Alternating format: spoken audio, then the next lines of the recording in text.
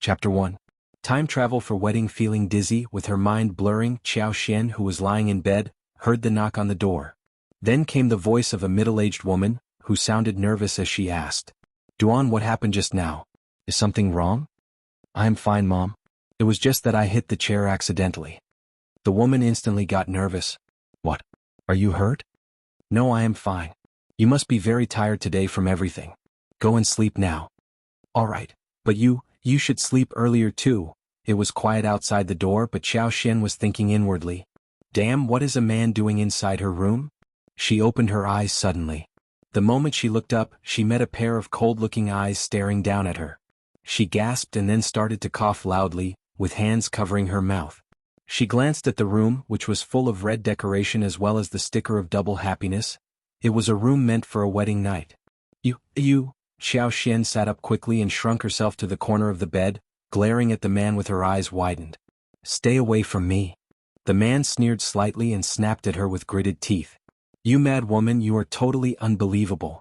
You didn't have to marry me if you didn't want to. But for my sharp discovery, my bride would have hung herself on the wedding night.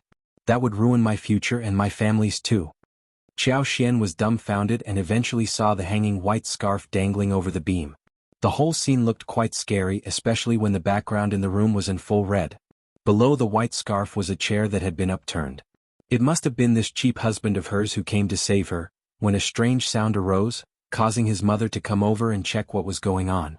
Suddenly, Xiao Xian felt dizzy and turned pale, as the memory of the original host emerged inside her mind, stirring crazily inside her head. Boxin OVL. The original host wasn't born lowly, compared to this husband's family, which was only a farming household. Instead, she was the miss of the county magistrate's family, daughter of a concubine. This daughter of a concubine had been engaged to someone when she was young. That was when her mother was still alive. Her fiancé turned out to be an excellent man, who passed the imperial examination and was ranked third. He even got the chance to practice to become the county magistrate in a neighboring county. Theoretically speaking, the two families should have held the wedding in utter happiness. But Mrs. Dong, the lineal wife of the family, disliked Xiao Xian's birth mother. So she stopped Xiao Xian from marrying an excellent and promising man like that. Therefore, she abducted Xiao Xian by luring her to visit the temple, and got someone to push her into the water. However, this plan, which should have been done secretively, did not work out. Xiao Xian was saved by Shao Yunduan from Shaoding village, namely this bridegroom standing in front of her. Since the two of them had some skin-to-skin interaction, a wedding had to be hosted just to keep the girl's reputation as pure and innocent. That made Mrs. Dong extremely cheerful. What a wonderful end it turned out to be. On one hand, she did not have to be burdened with the possibility of killing one person, and on the other hand, Xiao Xian was able to marry a farmer's family where she was going to suffer throughout her whole life, having no chance of turning the table of her own destiny. Therefore, Mrs. Dong informed her husband about this, and swiftly ordered the engagement of Xiao Xian to be broken off. Later, she got Xiao Xian to marry the Shao family within no time. Xiao Xian, who was feeling furious and sad, lost all her hope. When she was under heavy guard and monitoring, she could do nothing about her life, but she still held some hope. But when she got married this time, she secretly lifted the red veil over her head and saw this shabby-looking dungeon-like place. She suddenly felt coldness casting over her body. Feeling that she had no future to look forward to, she decided to hang herself in extreme despair. However, Shao Yunduan came and saved her right on time. But, actually speaking, the original host was already dead. It was a new Xiao Xian when she woke up again, a time traveler. Chapter 2. No divorced Xiao Xian could not help but feel sorry for Shao Yunduan, who looked furious as he sat on the chair with his hands on his knees, and a straight back. Honestly, it was a misfortune for any family, when their daughter-in-law decided to hang herself on wedding night. If the bride really died, the whole family would turn into a laughing stock in front of numerous households, and would be looked down upon by everyone around. Anyone would get very angry and get furious. But that was not her business. Xiao Xian was groaning inwardly. What a shitty business she found herself in. Shao Yunduan, who looked seriously annoyed, said coldly, "If you don't want to marry me, fine. I will send you home early tomorrow morning. Don't worry, I will tell the county magistrate that it is we, the Shao family, who don't deserve you. I will mention that clearly on our divorce paper so you won't be blamed in any way." The couple had already exchanged the dowries and gifts and done the wedding proceedings. In the modern world, It basically meant that the two of them had already got legally married at the civil affairs office. Although one night had passed and nothing happened, Xiao Xian would either divorce on her own or get divorced by this man. Startled, Xiao Xian shook her head. No, I will stay. She must not leave. If she was divorced by the husband the following day after the wedding, she would never be rid of the fact that she had been rejected by her husband, no matter how well written the divorce paper was. Also, maybe her selfish and ruthless father would not accept her to the family either, claiming that no one from the Qiao family would ever be divorced. After all, she was married off and basically given to her husband's family. She believed that Mrs. Dong and her father would definitely do something like that. When that moment came, her future would be nothing. Even if there was the slightest possibility that her horrible father and Mrs. Dong decided to accept her, would she be able to live a good life? Would she have a completely new life ahead of herself? It would not be a matter of whether there would be a whole new life, but whether she would even have a life. Boxen OVL. However, if she stayed with the Shao family, the situation might be a little more promising. She was the daughter of the county magistrate, which was nothing in her own family but could become her protection talisman in her husband's family. As long as she made full use of her family background, she would definitely have a good life here. Also, this husband of hers had a pair of broad shoulders and narrow waist, giving out an excellent air. His nose bridge was tall and he had a very sharp silhouette on his face. His eyes seemed sparkling as well. Well, he was very handsome in her eyes and she was not in a disadvantageous position either. This husband of hers was a student at Minghua College in the county, and he had passed the imperial examination as the cultivated talent at this young age, so probably he was going to become some recommended man, or even an advanced scholar in the future. That would make her life even more promising. Besides, she could decide things later, looking at what happened in the future. At the moment, it was obvious that she should stay with her husband's family so that her life could be better. Hence she was not leaving. When the decision was made, Xiao Xian struck her own thigh and squeezed out some tears from her eyes, remembering that she had time traveled to such a terrible situation. Tearfully she looked at Xiao Yunduan and sobbed. It was my mistake a moment ago to have done such a stupid thing. Now I have realized what is more important for me, so don't worry, I will never do that again. Hee. Xiao Yunduan sneered as if the ice in his eyes had been scattered. You are the miss of a noble family, but we are just a poor family in the countryside. I should not deserve you, so I won't blame you for making that mistake. If you don't like this arrangement, you truly don't have to bear it. I will tell Officer Qiao that it was all my fault, and in a couple of years when you move away with Officer Qiao when he gets transferred to somewhere else, no one will know about our wedding. By that time you can find your own Mr. Right. That sounds perfect, doesn't it, second miss? Xiao Yunduan had not been very happy about this marital arrangement either, but what else could he possibly do about it all this while? He jumped into the water to save someone when he saw it happen in front of his eyes. He had not expected the consequences of it at the time. Moreover, he had thought that he could tolerate this second miss of the Qiao family by treating her well. But he had not expected that she would rather kill herself on their wedding day, just because she disliked his family. That irritated Xiao Yunduan completely. On the other side, Xiao Xian was also complaining heavily inside her head. The original host had left her in such trouble. But she was not going to get divorced, never. Chapter 3. Promise no. Xiao Xian started to act unreasonably. I'm not leaving, anyway. It was my fault for what I did. I apologize for that. If you are not okay with it, just tell me what you want me to do. Hee. Xiao Yunduan still sneered. Xiao Xian tried harder. We have gotten married today, so if we get divorced tomorrow, our two families would be laughingstocks in front of everyone. You have to think for your whole family if not for yourself. Xiao Yunduan got so annoyed by her shameless words. He said ironically, thank you for your concern about my family. Oh well, you don't have to say that. I mean, we have to think about the best method to deal with the situation, don't we? Divorce isn't the best solution, obviously. That, of course, was crystal clear to Xiao Yunduan. Even though he himself wasn't so interested in this marriage, yet everyone in and outside the village, his family and friends, either his acquaintances or strangers, were all jealous of him when they learned this news. Everyone was saying that the Shao family had gotten lucky. Moreover, it was being said that because of luck, a poor man like Xiao Yunduan was able to become the son-in-law of the county magistrate. Therefore, he himself could not imagine how many snickers he would receive if they were divorced the next morning after the wedding. Well, it was his bad luck that brought him to this situation. Xiao Xian was observing the man who wasn't looking that cheerful. but at least, he did not seem to look as determined as he had been about divorce a while ago. Feeling slightly relieved, she begged in a soft voice by making a secondary proposal. What about we do it like this? You accept me for the time being, but in a couple of years we get divorced on the right occasion. Shao Yunduan. Shao Yunduan was confused. He asked with a low voice and eyebrows raised. Is that what you are truly thinking? It would not be the best time for you after a couple of years. Xiao Xian did not care much and said casually, I will only be 17 or 18 years old in a couple of years. What should I be worried about anyway? Boxen OVL. COM Shao Yunduan. That was a very confident claim. Shao Yunduan had no idea how to counter those words. Alright then, if that's what she wanted, he would have no objection. If you want to stay at my place, then you will have to behave like the daughter-in-law of the Shao family and do what a daughter-in-law should do. You should never be impolite to my parents or my siblings. Also, we are a poor family and have no servants to serve you. So, you have to do everything yourself. Our food is simple and ordinary, mostly to keep away hunger, that's all.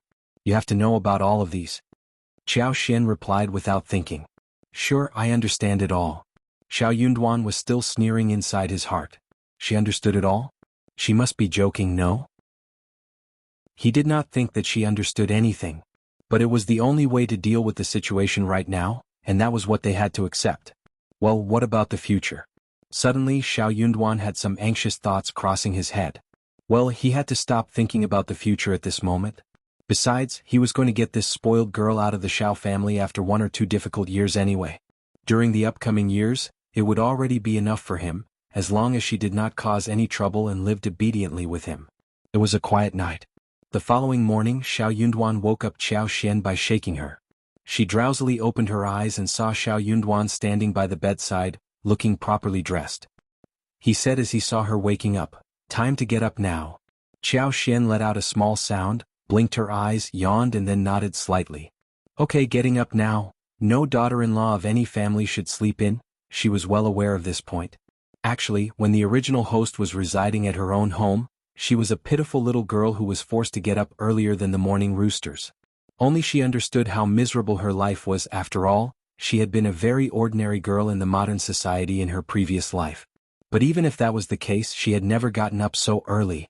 She was a newly wedded woman, who was supposed to serve tea to the elderly people in the family and had to address them differently henceforth. After she washed herself up, Xiao Xian went for the meeting with the Shao family officially. Chapter 4. First day of wedding. The Shao family's old master had 3 children. Shao Yunduan was not born as the eldest one. His grandparents had already passed away, and old master Shao as well as his 3 brothers were already separated from the family. Shao Yunduan's father was called Shao Dakuan, and his mother was addressed as Ms. Fang. His elder brother was called Shao Yunlian, the eldest son amongst all the siblings. Shao Yunlian's wife was called Miss Su and they had a boy and a girl together. Shao Yunlian's son, namely Shao Yunduan's nephew, was called Shao Junyan. He was 6 years old and his niece Shao Qing was only 3 years old. Shao Yunduan had named both his nephew and niece, which pleased the children's parents completely. They believed that their children's names sounded better than those of other children in the village. Also, if the children were named by a person who could read, then it would mean a good beginning, which might bring in more auspiciousness. Shao Yunguang was the second brother, and he was yet to get married. But the reason why Shao Yunduan, who ranked the 5th in the family, got married first was only because he saved Xiao Xian who fell into the water, and that basically hastened the wedding to take place, to keep the girl's reputation clean. Shao Yunhui was the 4th brother, ranking the 7th in all the siblings. He had a twin sister called Shao Taotao who was only 13 years old this year. The old master's second child was called Shao Delu, and his wife was addressed as Ms. Niu. They had 2 sons and 1 girl together, namely Shao Yunshan who ranked 2nd among all the siblings and Shao Yunxiao who ranked 4th. Shao Yunshan married Ms. Zhang and they had 1 son and daughter together, namely Shao Wan and Shao Xianwen. Shao Yunxiao was not yet married and he was seeking a proper suitor at the moment. Their daughter Shao Meiling was only 15 years old this year. Shao Dashi, who was the old master's 3rd child, married a woman called Ms. Ma. Their eldest daughter, Shao Meiji, was already married whilst the younger daughter Shao Xiaoji was just 3 months younger than Shao Taotao. Boxen OVL. COM their son Shao Yunjiang was 15 years old, ranking 6th among all the siblings. He was yet to get married and was studying in the county. At this moment, Xiao Xian only got to meet the eldest family, whilst the second and third families would arrive by evening for a family reunion dinner, when they would all meet. Chao Xian bore everyone present in mind. Luckily for her, not many people were there yet. The Shao family were very curious and nervous about this well-born daughter-in-law of theirs, and they looked quite ashamed too.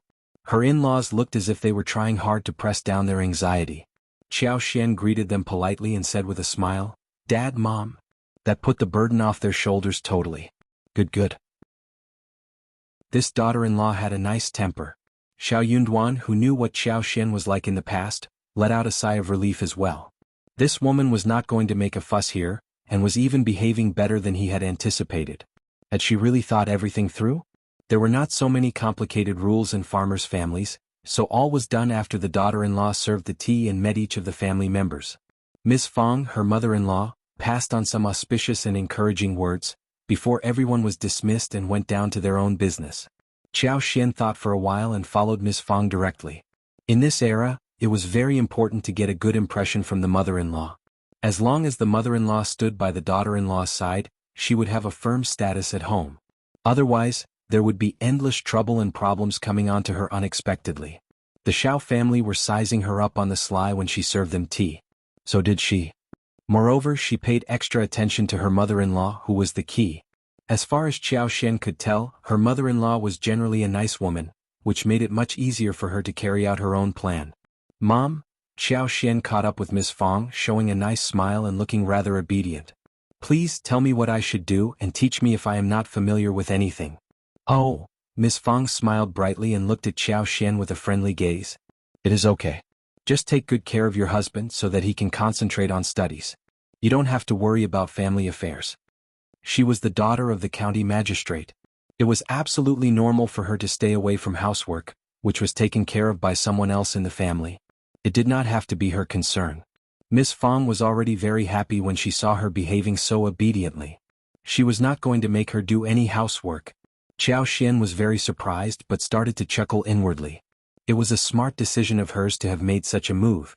She insisted on showing how willing she was to learn to do housework, which pleased Miss Fong, who became increasingly glad and turned even more determined to let her take a rest instead. Chao Xian, who failed to persuade Miss Fong, gave up eventually. Chapter 5. The wood superpower. Chao Xian was wandering about in the yard where she planned to confirm one thing. There was a loquat tree planted on the side of the yard. The fruits on the tree, which were still quite green, were starting to turn yellow. They were hanging on the branches. It seemed that the fruits would become ripe and tasty enough in a dozen days. She walked forward and stretched out her hands. She put her palms on the trunk of the tree that was more than 30 centimeters thick, gathering her concentration on it. Slowly, the whole tree started to turn greener as the twigs grew wildly and leaves opened up. For a moment, the fruits on the tree started to turn yellow and ripe, one bunch after another. Chao Xian withdrew her hands instantly, seeing that the effect was far better than she had expected. The moment she withdrew her hands, the unusual growth of the tree stopped all of a sudden as well. She looked down at her hands, feeling extremely glad. She had felt something weird the night before when she wasn't in a clear state of mind. In the morning when she was washing herself, she found that the moment she touched the water, a kind of sensational feeling appeared instantly, and within a few moments, some peculiar information emerged and filled up her head. Only at that moment did she become sure that she had obtained a wood-like superpower. Wood generated water, so the superpower would become exceptionally strong when she touched water. Chao Xian, who felt as if she had received a new kind of toy, planned to have a try. At this moment she saw a bunch of mint leaves which seemed very thin. So she squatted and reached out to the bunch with a slight touch. That small touch of hers did not cause any changes upon the mint. But when she concentrated and tried to gather a stream of spiritual power into the plant, and had the mint placed in the center of her mind, the bunch started to grow instantly. She withdrew her hands and was completely sure about her abilities. She closed her eyes and tried to enjoy her superpower. This ability of hers was not only able to give a boost to plants, but also sensed all kinds of moves around her through the plants, since the roots of those plants were interconnected with each other, underground. Boxin OVL. COM for example, at this moment, when she lightly touched one bunch of mint, she instantly got a clear knowledge of all the grass and woods in the yard, even about the ants in each corner, as if everything was moving right under her eyes. Therefore, she believed that she was going to have an easy time catching the animals and birds in the mountains. Also, she could see that the range of her super powerful senses could expand further, as the power became stronger. That pleased Xiao Xian thoroughly. What was more, that superpower had given her an extra space, which was completely barren at the moment and had not opened the access to her. But she knew clearly that there would be one day, when she became qualified enough to enter that place and could make good use of it. But the qualifications which she needed for it were not clearly known to her. Still, she was sure that it was related to her superpower as well.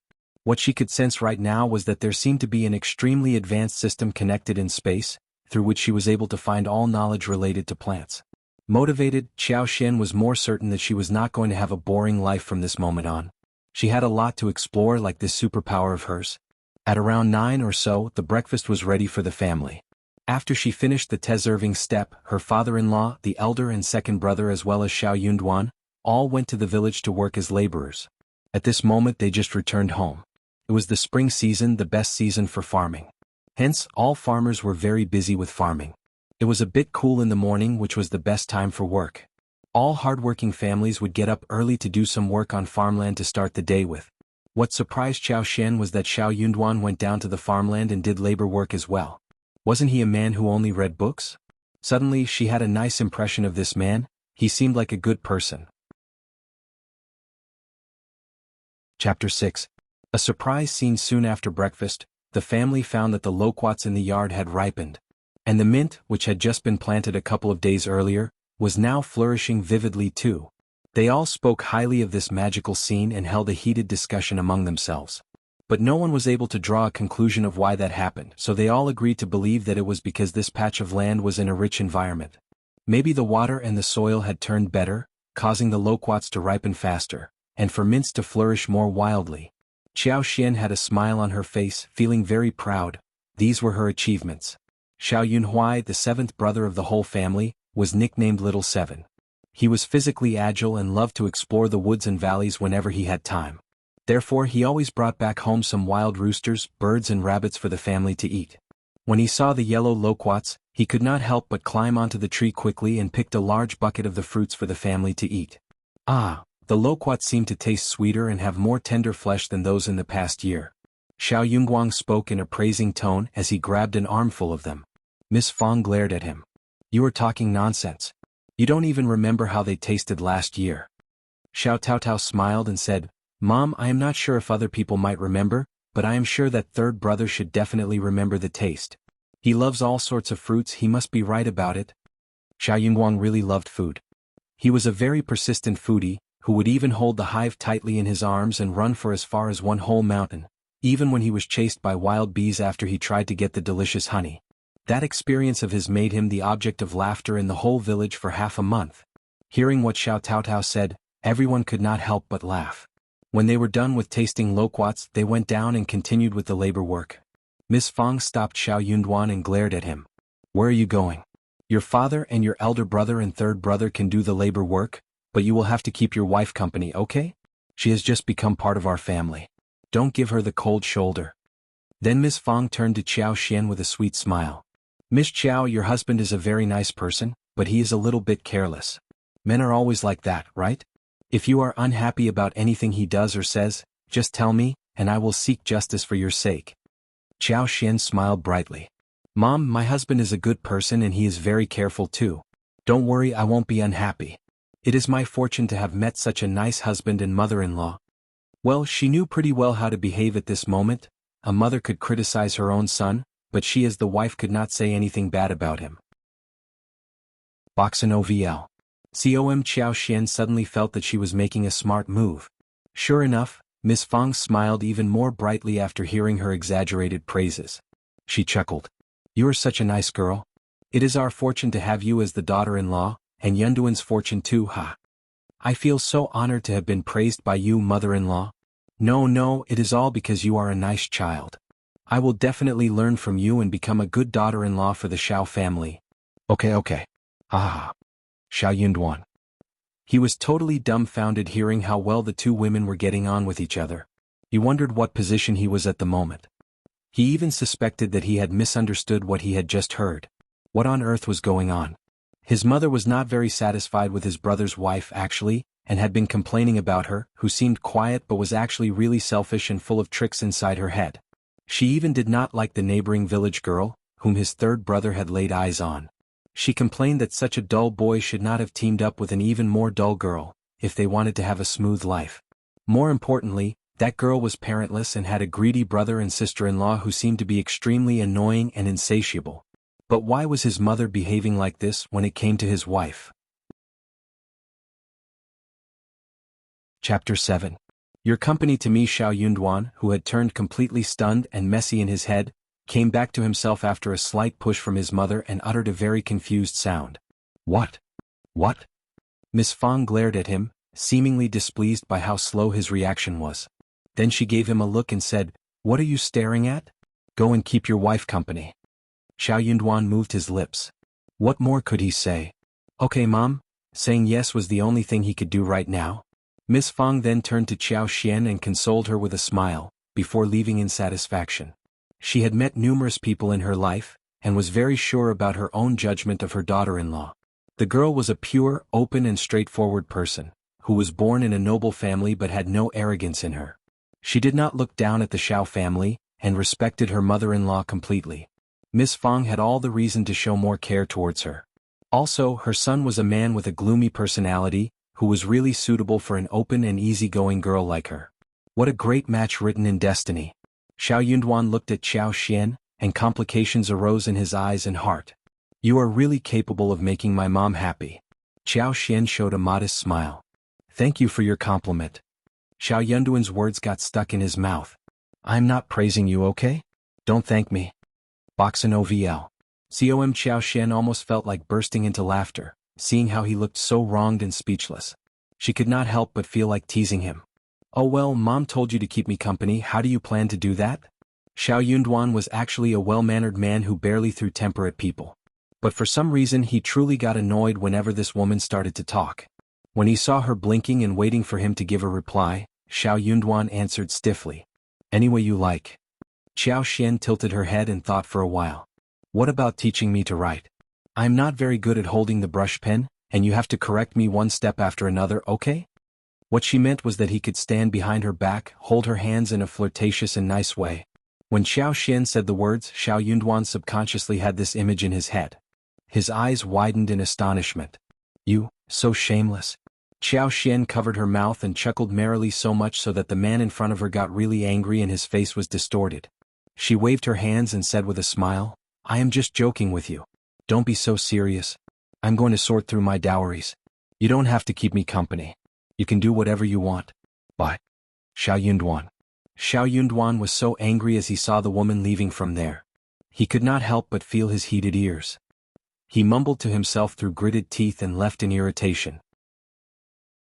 He was sure that the girl did not change, but had her mind undergone a transformation after experiencing death once? It was indeed an enormous change after all. Could she have decided to open up herself, since she was already stuck in a bad marital situation? Shao Yunduan could not help but let out an emotional sigh. Women's mood is just like the weather of June, so fickle and changeable. Qiao Xian had 26 sets of dowries, which were transported into the Shao family the day before, causing much jealousy among neighbors and friends. Normally, village girls had at most 6 or 8 sets of dowries when they got married, and even fewer families were able to offer 12 or 16 sets. People kept saying that the Shao family were getting lucky because of the moralities which their ancestors had accumulated. Their newly wedded daughter-in-law had so many dowries that were really enough for the whole family to live on for one lifetime. Qiao Xian rolled her eyes and sneered. Those dowries were just numbers on the surface. All the 26 sets contained low-quality things. For example, according to the notes of Dowry notebook, there should be 1 pair of treasured vases, which, however, turned out to be a pair of very cheap porcelain vases wrapped in large boxes and was still counted as 1 dowry piece. Chapter 8. Dowries. Another example was the clothes. Those garments for seasons were either cheesecloth or hemp cloth. There was not even a set of ordinary silk, let alone the newly launched brocade. Moreover, those cheap things were all put in large boxes and counted as 4 sets of dowries. As for money in the bottom of boxes, it took Qiao Xian ages to dig out those few sporadic coins. Well, as the saying went, a starving camel is still bigger than a horse, even though the dowries were not that abundant, they were still better than that of village girls. But those things, when compared to the real daughters of county magistrate, were simply an insult and humiliation. But for Chao Xian, she believed that these things were enough for her life for now. Even this small amount was already a large sum for the farmer families. So, Madame Chiao might have humiliated or heavily stricken the original host of the body, but for her, it was nothing. Compared to being completely poor, she was happy that she was able to get these to start with. She could just earn money if she needed it. She was going to strike them back in the future. That should be extremely relaxing for her. When she was done sorting through the dowries, Xiao Xian generously handed out the cloth to her mother-in-law and Miss Su, the elder brother's wife. She gave the clothes to the family for making dresses. For the farmers' families, such garments were already treasure, though they were not so valuable in her eyes. Both Miss Fong and Miss Su were startled in disbelief. Miss Fong was hesitant. She desired those things, but was worried that others would spread the rumor that she was stealing her daughter-in-law's dowries. Honestly, when the dowries were transported to her family the day before, she had heard many sour words from the other members in the family, who kept sneering and could not hide their jealousy. Boxin OVL.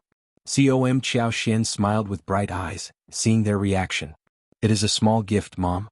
You shouldn't consider me as an outsider, now I am your daughter-in-law, otherwise I would feel so unassured about myself.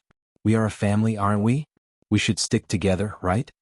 Miss Fong laughed and accepted the gifts, then she added. Dowries are the supporters of a daughter-in-law, and you should keep them instead of wasting them. We have a long life to share together. Chao Xian felt warmth attacking her heart. She was truly moved somehow. She nodded and smiled. Thank you, Mom. Then she took out 2 flourishing-looking silk flowers and gave them to Xiao Taotao and Xiao Qing respectively. In her eyes, these silk flowers were roughly made. Yet they still cost as much 25 won for one pair, which was a huge expense for rural families. Miss Su was very glad and expressed her thankfulness on behalf of Xiao Qing. Xiao Taotao liked the flowers too and said thank you with a reddened face before putting the flowers on head. All women present spoke highly of how she looked. Chao Xian felt a bit guilty after she gave out the garments and silk flowers, since she did have a selfish purpose. So, she made more effort in trying to give compliments, which led to a happy laughter among all the women. She was actually testing how her mother-in-law, brother's wife and husband's sister were like, when she gave out so many gifts. If any of them was greedy she would know. But none of them were so. Even though Miss Su might seem to have some selfish thoughts, she still believed that her thoughts were reasonable. At this moment Chao Xian felt totally assured. What she did not know, however, was that it was Ms. Zu's turn to feel guilty. The moment Chao Xian became part of the family, Miss Su had been put into shadow. So she had been feeling really annoyed by how she behaved. When she saw how Chao Xian tried to please their mother-in-law, she had been cursing her as shameless inside her head. But Chao Xian turned out to be so generous that she gave her so many garments, 2 of which were thick enough to be made into cotton coats in winter. She even gave Xiao Qing such a beautiful silk flower. So, she suddenly felt that she should not have cursed her and thought of her as someone shameless. Chapter 9. Bad intention. Her sister-in-law was so generous and the husband was now the cultivated talent.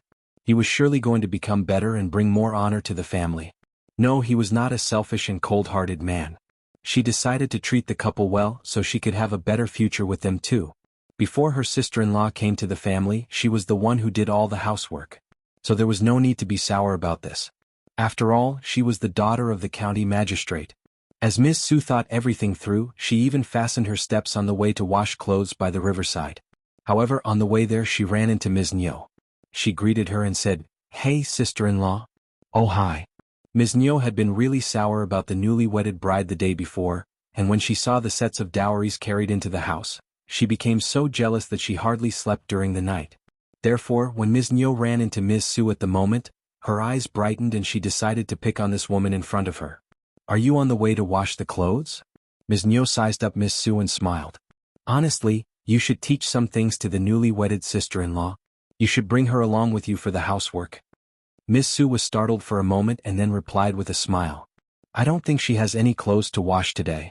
I will ask her tomorrow." Ms. Nyo replied. "She doesn't have any clothes to wash? But she can help you, can't she? Oh my God, look at these many clothes. Are all of them to be washed by you alone? You were doing the housework all by yourself in the past, but now you have a helper who should share your burden, right? Doesn't your mother-in-law say anything? It is such an unfair move for you." You are just too conventional. You are her elder sister-in-law, and also the senior member of the family. Now Miss Chao is married to our family, so no matter which family she comes from, she should still respect you. Well, I think that she is looking down on you. You should build an image for yourself and tame her.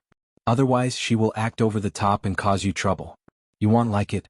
Trust me, you are too honest and you will be bullied. I care for you, that is why I am reminding you. Ms. Neo was in the middle of her happy talk, when suddenly a loud voice arose from behind. What are you talking about? Ms. Neo and Miss Su were both startled as they turned around and saw Ms. Fong coming their way. Miss Su was surprised and was about to give an explanation. Mom, I, box an OVL. COM, stand aside. Miss Fong snorted as she threw a cold glance at Miss Su. She sneered at Ms. Neo. What are you sharing with my daughter-in-law? How about repeating it in front of me so I can also learn something from you to see what mistakes I have made, which you are trying to teach my daughter-in-law? Miss Su flushed, not knowing what to do. Ms. Neo panicked but soon calmed down, thinking that her sister-in-law was talking louder and looking excited. Could it be because they got the daughter of the county magistrate as the daughter-in-law? The thought made her feel even more sour. As jealousy arose into her head, Ms. Neo felt even more envious and she responded with a strange smile. Look at you, it seems as if you are interrogating me. People might think that I have made a mistake. You are now the county magistrate's in-laws, and you have suddenly become very arrogant. You don't even think of me as part of your family anymore, do you? Stop spreading your nonsense. Miss Fong snapped at her and cursed heavily. I know you are just jealous. I heard those disgusting words you said yesterday, but it was a happy and auspicious wedding scene where friends and families were all around, so I decided not to argue with you at the time. Does that make you feel as if nothing was heard by me? Yes, I am arrogant, so what? You can be arrogant too if you can afford it. If you can't, just shut up. Ms. Neo's face flushed out of anger. You. Chapter 10. Mother-in-law's anger, what? Ms. Fong was never a loser in arguments. She had her hands over her waist and snapped at Ms. Neo. I don't need you to teach my daughter-in-law. Only stupid people would listen to your advice instead of mine. Just save your breath. You can teach your own daughter-in-law if you have the time. I heard that your daughter-in-law again sneaked food to her mother's family a couple of days ago, didn't she? Oh God, what a nice daughter she is, right? On the other hand, I am really lucky to have gotten such a wonderful daughter-in-law. Ms. Neo shivered out of anger. Her eyes widened and her face turned green. Her eldest son's wife, Ms. Zhang, had always favored her own family. She had been sneaking things from the Shao family to her own family ever since she got married, to show filial piety to her own parents. At first Ms. Neo and her husband knew nothing about it. They both assumed that the family must have been robbed somehow, which caused a great deal of laughter among fellow villagers. When they knew that it was Ms. Zhang's deeds, they became extremely annoyed. But Ms. Zhang, whenever he was caught, begged them for forgiveness with tears in her eyes. Yet not long after she started to make the same mistake again. However, she was a lucky mother who had given birth to one daughter and one son, whilst the other son of the family had not yet found a suitor. With one son and one daughter as the leverage, Ms. Neo and her husband would not be able to divorce Ms. Zhang easily. Also, if they were going to find another daughter-in-law for their son, it would cost more money too. Therefore Ms. Neo tried to find ways to deal with Ms. Zhang every single day. While one of them tried to find a way to hide the things, the other spared no effort to steal the stuff. There was always chaos happening in their house. Ms. Zhang was a strange woman too. If she failed to steal something for a long while, she would simply pull out the carrots and cabbages from the yard, and deliver them to her mother's home. When Ms. Fong mentioned this point, Ms. Neo was stabbed deeply in her heart and lungs. Seeing that she got so angry that she could not utter a sound, Ms. Fong snorted arrogantly and glared back at Ms. Su. What are you standing here for, huh? Ms. Su, who had seen her mother-in-law throwing temper in such a way, got so frightened that she almost collapsed. What? She answered anxiously. Okay, Mom. I will go and wash clothes now, yes now, box an OVL. Com. With that, Ms. Su dashed off. Although her mother-in-law had never set up traps for her or scolded her unreasonably, for some reason, Ms. Su was very scared of her mother-in-law. When mother-in-law was wearing a serious look on her face, Ms. Su would dare to utter no sound. Ms. Neo regained her breath and shivered. You, don't be so happy this early. You never know what your new daughter-in-law is like. You may have gotten one who can do nothing but wants to be spoiled all the time. That would be a big joke for your family. Miss Fong would have been worried about this before the wedding, but now she was not concerned about this matter. She sneered ironically. "All right then, I am waiting for you to laugh at me if you can." Having said the words, she ignored Ms. Niu and walked away. Ms. Niu let out a cry of anger. Damn, this Miss Fong is such a witch. What is she so proud of? As long as our brother defends us, she will have no place in the family. Our brother is the head of the family, not her. Only now did she realize that she did not have to argue with Ms. Fong. There was simply no need. Ms. Niu was thinking about having a discussion with her husband and her sister-in-law, Ms. Ma, about how to find a good match for her son and daughter. They needed money to start to prepare the gift. Since Miss Fong had Miss Chao as the daughter-in-law, she would need to help them prepare some gifts too, right? Her brother had always been very generous to his siblings. As she thought about this, Ms. Niu started to get really happy and decided to turn to Ms. Ma for a conversation. Chapter 11. Kindness. Maybe? Xiao Xian was completely unaware of how her mother-in-law had thrown her temper. She herself had not finished sorting her dowries yet, and was entangled in this errand again. However, when they were having lunch, Xiao Xian noticed that there was some strange expression on her sister-in-law's face, especially when she was facing mother-in-law. She was trying to avoid her eyes. That made her feel quite surprised. She was wondering if there was anything that happened between mother-in-law and sister-in-law when she had not been around. But she was not going to ask them about the matter after all. Therefore, she just pretended as if she hadn't noticed anything, and still spoke with her mother-in-law and sister-in-law with a smile. Thanks to her conversation with both of them, Miss Fong and Miss Su suddenly seemed to have gotten out of the awkward air for some reason. Miss Su could not help but feel more assured. Miss Fong, however, was still wearing a cold look. Yet inside her heart, she started to like Xiao Xian more and more, thinking that it had been the correct decision to have gotten a daughter-in-law like this. As for Miss Su, she was a person with a heavy heart and loved to split hairs. She tended to turn a deaf ear to any kind of persuasion. In the past, she would have shared some of her thoughts, but after years of living here, she was not bothered to say anything like that anymore. Her husband was honest and devoted to his parents, and Miss Su, despite her heavy mind, was never bold enough to cause any fuss.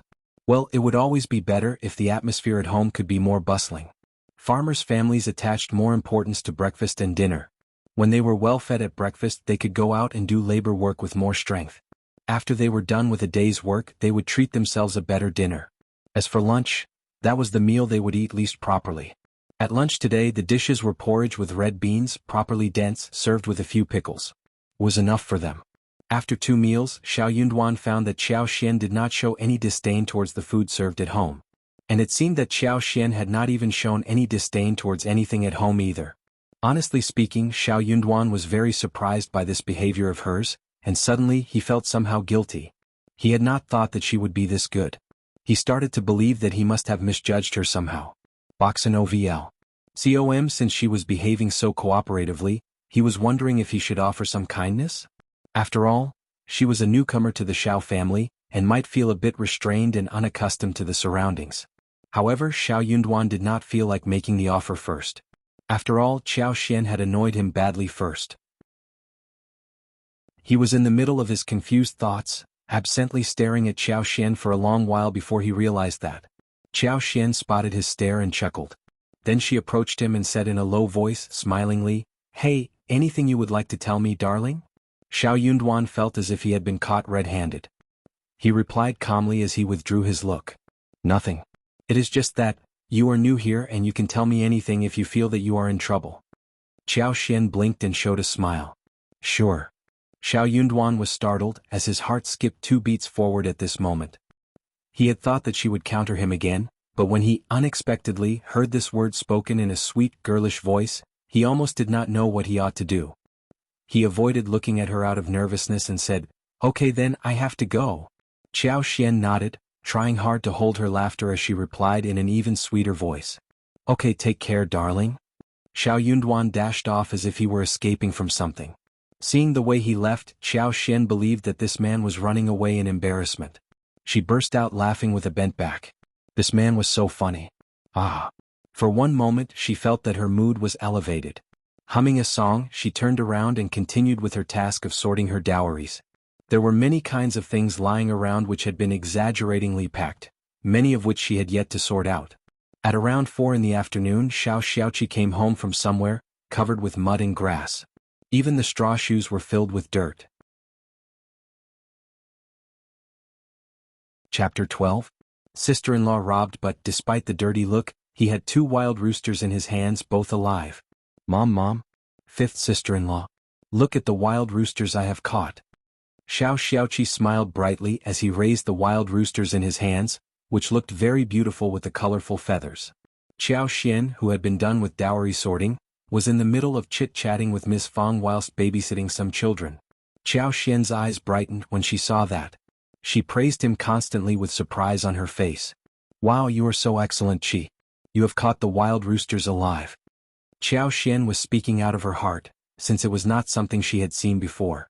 Shao Xiaoqi wasn't so familiar with his 5th sister-in-law, so he gave a small smile as he was praised and said in a bashful voice, I did not catch it exactly, it was the trap that did the job. Qiao Xian continued with her praise and smiled. That is equally excellent. Miss Fang was also glad. She said with a bright smile, that is true. Qi loves traveling into the mountains and often brings us some wild animals. He is so good at it. Oh man, we don't have to kill any roosters tonight for dinner when we already have these 2. We can spare the 2 roosters at home.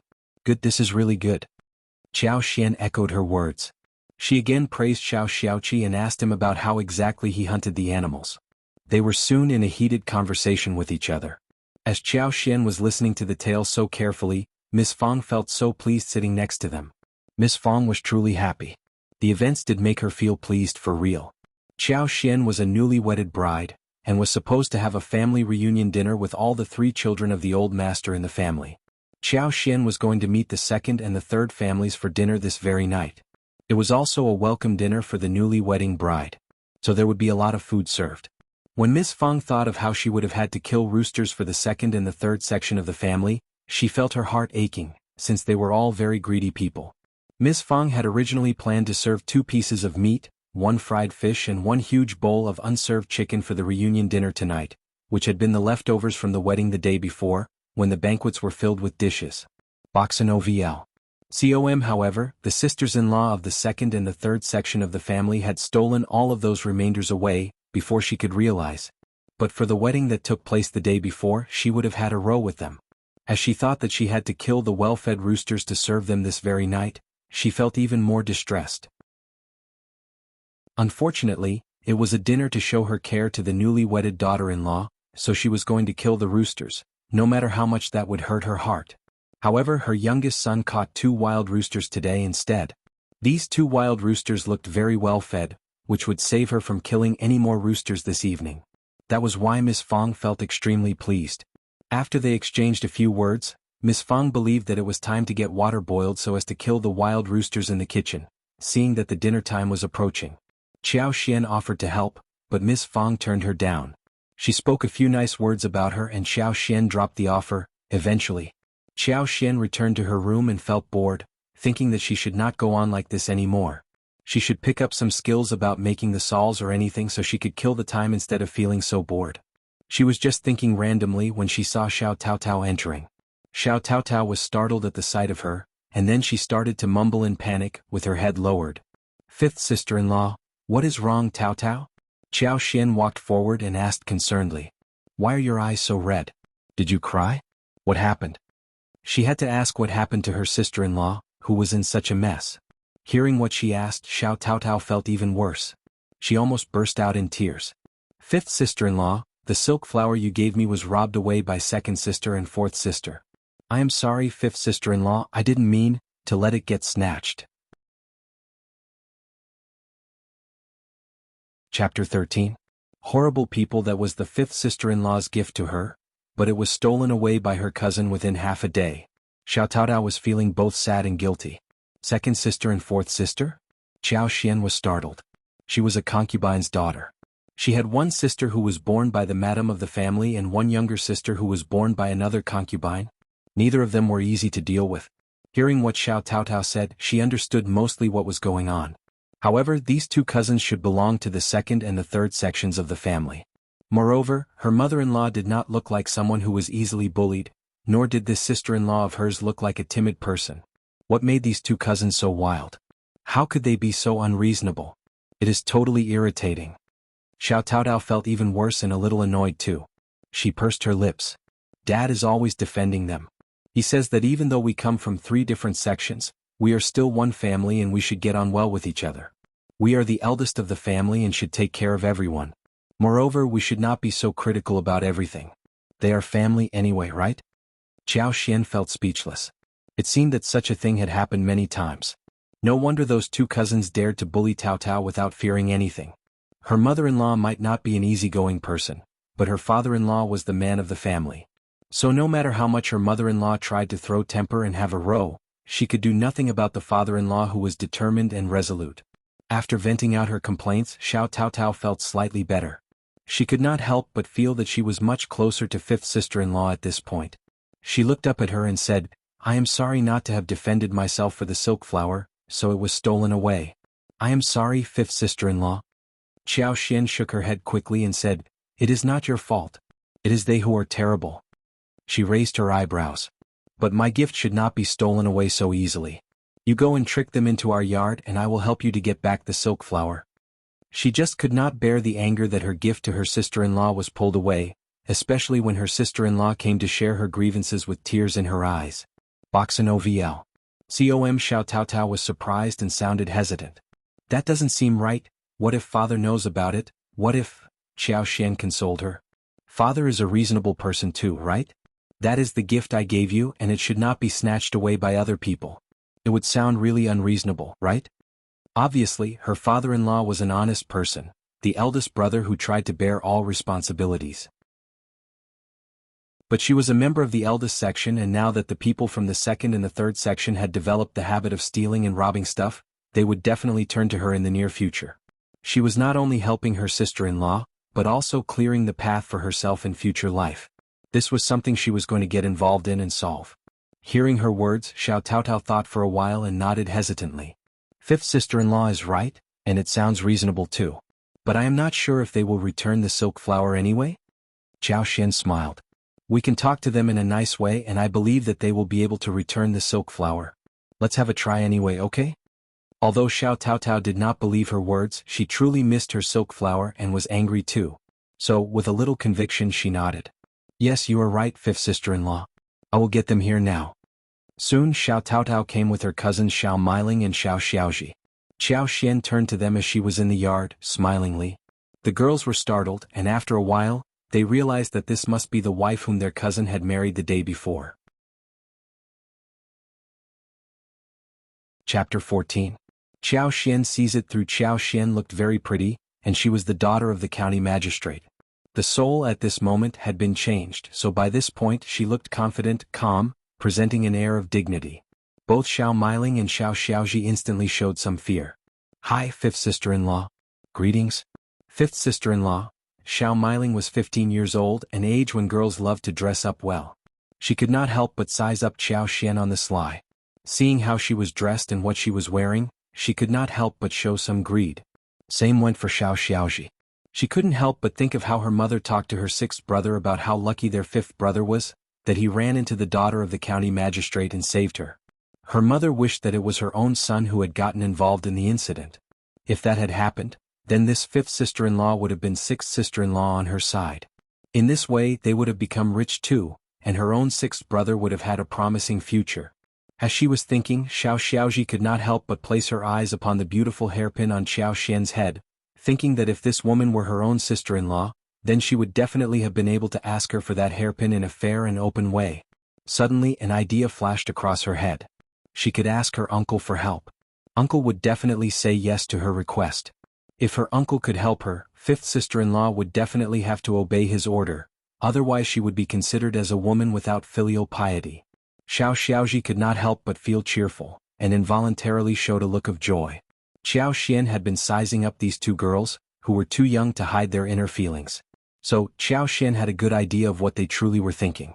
Boxin OVL. Suddenly she felt disgust arising inside her head. On the other hand, she felt lucky that the eldest section of the Shao family was not like this. She replied to them with a smile and said, You are the 2 cousins from the 2nd and the 3rd section of the family, aren't you? Shao Miling and Shao Xiaoji nodded. Yes, we are. Xiao Xian glanced over their heads. These 2 cousins were getting on well with each other, weren't they? Tao Tao's 2 silk flowers were right on top of their heads. one for each. Xiao Xian took a step forward and removed the silk flowers off their heads and said with a smile, "Aren't these the gifts I gave to Tao Tao? Tao Tao, you are so nice to your cousins, even lending the flowers to your cousins. Tao Tao, I gave the gifts to you, you can let your cousins wear them for a while, but do remember to keep them well, okay? They are my gifts to you." Xiao Tao Tao got so happy and took the silk flowers, nodding with a smiling face. "Thank you, fifth sister-in-law, I will definitely keep the gifts well." She swore that she was not going to wear the silk flowers in front of them. She was going to put them on at her own home or just in the yard, not when she was out. Shao Meiling and Shao Xiaoji were dumbfounded. Only now did they realize what happened. They exchanged a look between themselves and their faces started to sink. They did not know Xiao Xian well, so they did not dare to do anything to her. But they could show a bad look to Xiao Tao Tao instead. "Tao Tao, how can you be like this? Didn't you say that you gave the silk flowers to us as a gift?" "You are a liar, sister, I am going to tell uncle about this." Xiao Xian turned speechless. This justice-filled tone would have generated a misunderstanding towards Tao Tao, if the truth had not been known to her earlier. Xiao Tao Tao's face flushed as she argued. "I didn't give them to you as the gift, you took them on your own." Shao Meiling said, "But you didn't say no, right? What do you mean by taking them back now?" Xiao Xiaoji spat out. "Bah, you are shameless." Xiao Tao Tao was annoyed. "You are the shameless one." However, that was what Shao Meiling had been waiting to hear. Chapter 15. Fifth sister-in-law. That was exactly what Shao Meiling was waiting to hear. She went forward and was about to slap Xiao Tao Tao while cursing seriously. "You damn girl, how dare you curse me?" Xiao Xian, who saw that they were at the edge of starting a fight, stopped them instantly and said, "What are you doing? Don't hit people, just talk." Shao Meiling, who was both annoyed, ashamed and angry, cried loudly, "Ah, fifth sister-in-law is hitting me, she is hitting me." Xiao Xian. This huge chaos was heard by Ms. Fong, who rushed out and snapped, "What are you two doing again, Meiling and Xiaoji?" Shao Meiling and Shao Xiaoji, who had never taken Ms. Fang's family as someone important since their eldest uncle always spoiled them, got a bit frightened by Ms. Fong at the moment. They understood that Ms. Fong was a fierce lady, who had even gotten into a fight with their mother before. But it was Ms. Fang's merit of being so fierce, otherwise the other members of the family would have stolen everything away from their family. And Ms. Fong and her children might have been fed on grains only. Hearing how her mother-in-law snapped at the cousins, Xiao Xian smiled inwardly and could not help but praise her mother-in-law. "Mom, here is how it happened." Xiao Xian took a step forward and recounted the whole story in a brief manner. Ms. Fang's face sank as she asked Xiao Tao Tao, "Is this what really happened?" Xiao Tao Tao nodded, feeling wronged. Ms. Fong threw a why not do something look at her own daughter and said nothing. What else could she say? Her husband kept defending those annoying family members and she was the only one who dared to talk back to him. Their children did not dare to say a thing at all. That was why after a long while, those cousins found her children to be easy targets to bully. Boxen OVL. Ms. Fong would not spoil Shao Meiling and Shao Xiaoji. She looked serious and said, "Tao Tao told you that it was not a gift, it was just a loan. What are you making a fuss here for? Just get your mother to buy the stuff you want. You aren't young girls anymore and you are still so unreasonable. You will have trouble in the future if you continue like this. Stop making a fuss here." Shao Xiaoji shed tears and mumbled in a small tone.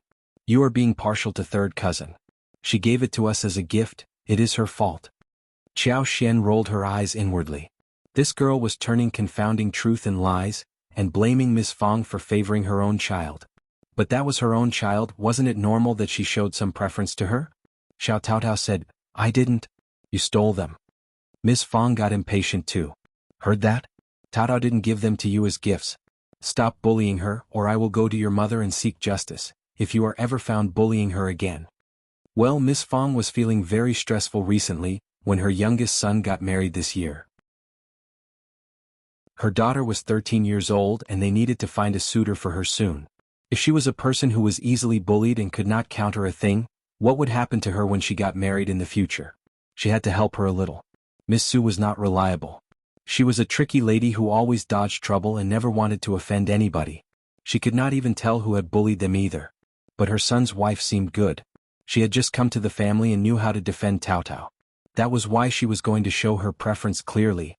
Shao Meiling and Shao Meiling had a guilty look on their faces when they were snapped at by Ms. Fong. Shao Miling bit her lips and suddenly she gave Shao Xirotis' arm a pull and ran away. Shao Taotao became anxious.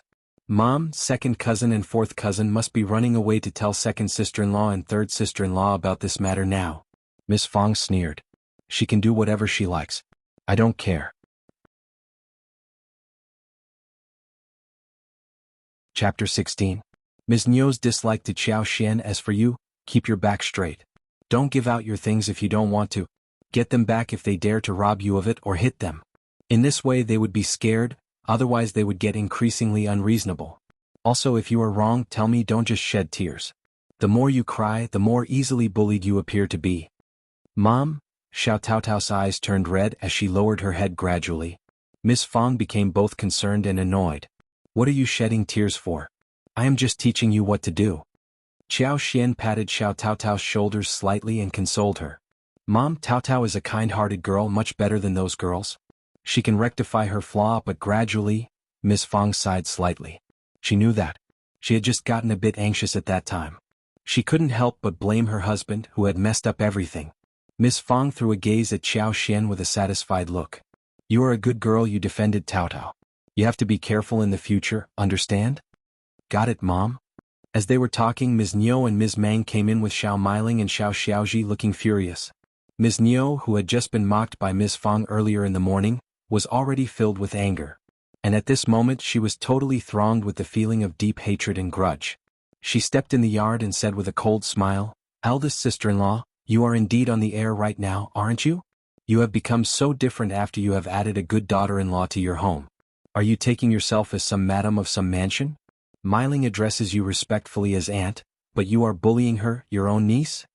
Then she turned to Qiao Xian and let out a sneer.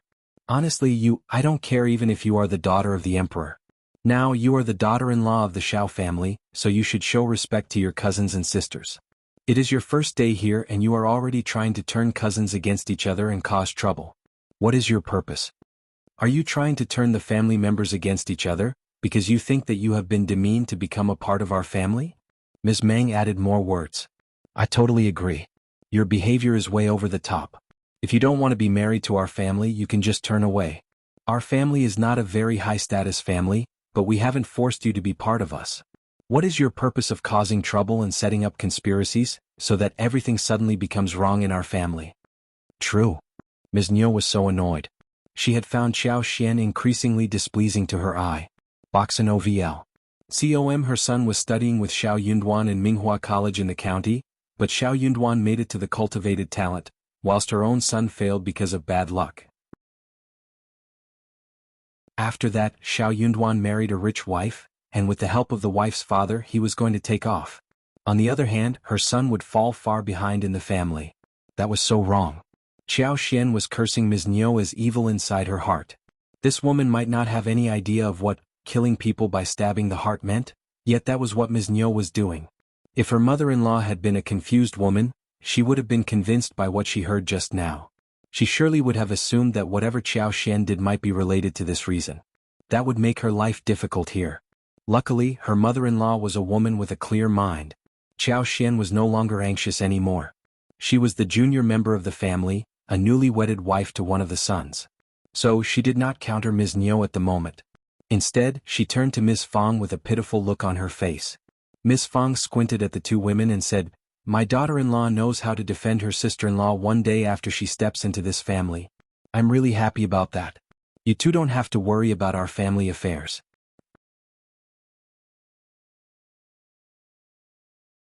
Chapter 17. Not a match with Ms. Fong. Ms. Niu and Ms. Mang threw an angry glare. Ms. Fong smiled again. There is some misunderstanding between the cousins. What are you doing here babbling at my door? Miss Qiao, tell them what happened? The more they looked down at Qiao Xian, the more Miss Fong was going to raise her. Miss Fong had sharp eyes. She could tell that her daughter-in-law was capable of dealing with the situation. She had been on her own for years and now with a helper next to her, she was not going to give up. Okay, Mom. Qiao Xian nodded with a smile and recounted the incident in just a few words. Miss Fong sneered in satisfaction. Heard that? Just teach your children well. After all, it is never good to be so intimidating. There, girls, okay? Ms. Mang showed a terrible look on her face. This is nonsense. Xiaoji said it differently. Ms. Niu was more clever than Ms. Mang. She glared at Xiao Taotao and said, "So it is Taotao's fault, isn't it? Taotao, you gave out presents and said that your cousins bullied you. That is unreasonable. You are not a little girl anymore, don't just lie." Taotao was angry. "That is not true. Now you are countering the elder in the family. Just look at her, elder sister-in-law, you must teach her a good lesson." Xiao Meiling and Xiao Xiaoji followed Ms. Niu's lead and kept saying that Xiao Taotao gave them the gifts first before regretting it and calling them robbers. Ms. Meng joined them and kept saying bad words about Xiao Taotao. All of them combined forces at this moment. Xiao Taotao became so anxious that she almost cried. She did not know how to defend herself but kept insisting that it was not like how they were saying it. "No, I didn't. It is not true." But her words were so weak that she was completely defeated. Even Ms. Fong turned pale with anger. Boxin OVL. COM Qiao Xian said, "Taotao won't give out those flowers as presents, because they are my gifts to Taotao who cherishes them. Also, she likes silk flowers and she would not give them out to anyone else." Ms. Niu sorted, rolled her eyes and said, "The girls won't have lied." Qiao Xian retorted, "Taotao won't lie either. You weren't present there. Why do you think Taotao was lying?" Ms. Fong said coldly, "True, I believe my daughter." Qiao Xian added further, "Meiling and Xiaoji are not little girls anymore. Why don't they understand that they should not accept the gifts from Taotao, when they know that those gifts are from me to her?"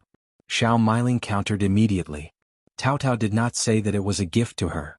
Qiao Xian asked her, "Why didn't you ask?" Xiao Taotao said, "I did." Xiao Meiling, Miss Fong said coldly, "Anything else? Just leave if you don't have anything more to say. You will get no dinner tonight if you keep pestering me. Eat at your own home instead." Both Ms. Niu and Ms. Meng were angry. That was not a reasonable thing to say. Only those who knew how to insist and make a fuss of the matter would be the final winner. But obviously they could not override Ms. Fong. They neither lost nor won. It was impossible to get back whatever Ms. Fong had taken away. And this Miss Chiao was even more annoying. She was the daughter of the county magistrate, sharp-tongued and not at all well-behaved. Bah! Oh true, she heard from her son that this daughter was just a concubine's daughter whose mother already died. She was not good at all. But she did have 26 sets of dowries. Ms. Niu was really jealous. Chapter 18. Talking sense with them. Ms. Niu said ironically, "You are really sharp-tongued, niece daughter-in-law, so good at talking. But you are a daughter-in-law, so I suggest that you should learn how to behave well. Look at Miss Su, she is a good example for you. Learn from your sister-in-law." Qiao Xian did not care at all. She did not show any anger but stared at Ms. Niu, who seemed annoyed. She smiled. "Thank you, second sister-in-law." Ms. Niu got suffocated. Ms. Meng's eyes rolled as she shouted, "Honestly, niece daughter-in-law, you can't just favor Taotao, not us. Shouldn't you be giving Meiling and Xiaoji gifts too?" Ms. Niu's eyes brightened too. That was a way to cut in. She snorted sarcastically. "True, niece daughter-in-law, you are not looking down at us and planning to give us nothing, right?" Before Qiao Xian could say something, Ms. Fong countered. "Of course not. When Ms. Zhang got married, you gave us no gifts either, right? There is no such rule here at our place, is there?" Most of the rural families were poor, and it was already a big thing for a newly wedded bride to give presents to her husband's family, not to every other family member. No one from other families would come and ask for gifts. Ms. Meng mumbled, feeling unconvinced. "That is different. Ms. Zhang is poor, but you are the daughter of the county magistrate, you should not be stingy." "That is true." Ms. Fong smiled coldly. "But they are both daughters-in-law of the Shao family, and they should do the same thing, shouldn't they? Stop babbling here." These greedy women always thought of tricks to get things for themselves. Ms. Niu and Ms. Meng saw that Ms. Fong were talking fiercely and unreasonably, and that they could get nothing good out of her, so they made a few complaints and left with their daughters. Ms. Fong mumbled, "Damn women, Boxin OVL." COM Xiao Taotao let out a sigh of relief and smiled brightly. "You are excellent, Mom, fifth sister-in-law." "You." Ms. Fong poked her forehead. "Just watch carefully and learn from your fifth sister-in-law." Xiao Taotao smiled. "I got it, Mom." Qiao Xian smiled too. Ms. Fong added, "Just leave them alone. They are always shameless. If they dare to trouble you privately, just come to me." "Okay, mother-in-law." Qiao Xian smiled. "If they ever come to me again, I will try and talk sense into them." Ms. Fong understood what she meant by talking sense into them. She laughed and nodded happily. "Very good." Miss Fang turned around and continued to walk into the kitchen, where she saw Miss Su craning out her neck around the corner of the wall. Miss Su got startled but could not hide fast enough when she was found. She forced a smile as she walked out carefully. "Mom, I have just come out of the farmyard." Miss Fang was aware that she had been watching the show standing in the corner for a very long time. She always hid when something happened. Whenever the other family members came to seek trouble, she always hid away, instead of stepping up and offering help. She knew pretty well what she should do. She was an obedient and down-to-earth person, who kept half of their earnings and gave half to her mother-in-law. She and her husband were not capable people, but they did save some money. She only cared for herself, her husband as well as her children, instead of anyone else. Miss Fang did not want to reveal her secret. She answered briefly and said calmly, "Wash your hands and come to help me in the kitchen." Seeing that her mother-in-law did not blame her, Miss Su nodded and answered yes. Chapter 19. Unreasonable and wrong ideas. At first, they all assumed that it was the end of this errand. However, when the two families from the second and third sections of the family came around for the dinner, the issue was mentioned once again. Ms. Niu and Ms. Ma kept complaining in front of their eldest uncle, not only about Xiao Taotao but also Xiao Xian. They kept insisting that Xiao Taotao did not show any sisterly love to the cousins and that Xiao Xian was looking down upon them. Xiao Meiling and Xiao Xiaoji seemed really saddened sitting next to them. Miss Fang and Miss Su were busy at the kitchen, where Xiao Taotao was giving them a hand. It was only Shao Yunduan as well as other junior members of the family, who listened to the narrative with a frown and could not interrupt them. Both second uncle and third uncle were also helping their own family members in a seemingly concerned and kind way. The eldest uncle became so guilty that he kept apologizing and started speaking nice words, whilst throwing a look at Xiao Xian and suggesting that she should apologize too. After all, Xiao Xian was his daughter-in-law, and a father-in-law was not in a good position to blame his daughter-in-law directly. Moreover, Xiao Xian was a newly wedded daughter-in-law, and he had no choice but to show her some respect. Xiao Xian understood her father-in-law's hints, but she ignored them deliberately. She truly felt that these people were so morally sick. It was so tiring that her father-in-law could do nothing about it. Eldest uncle became disappointed inwardly and he kept sighing. He was blaming his daughter-in-law inside his heart. Even if she did not understand his hint, she should have heard the complaints. She had looked down upon her sister-in-law and countered the senior members of the family. She should naturally feel ashamed enough to make apologies. What was she thinking? Boxen OVL. COM's second uncle said, "Brother, you should teach your children a lesson. They can't be so unreasonable, right? We are a family."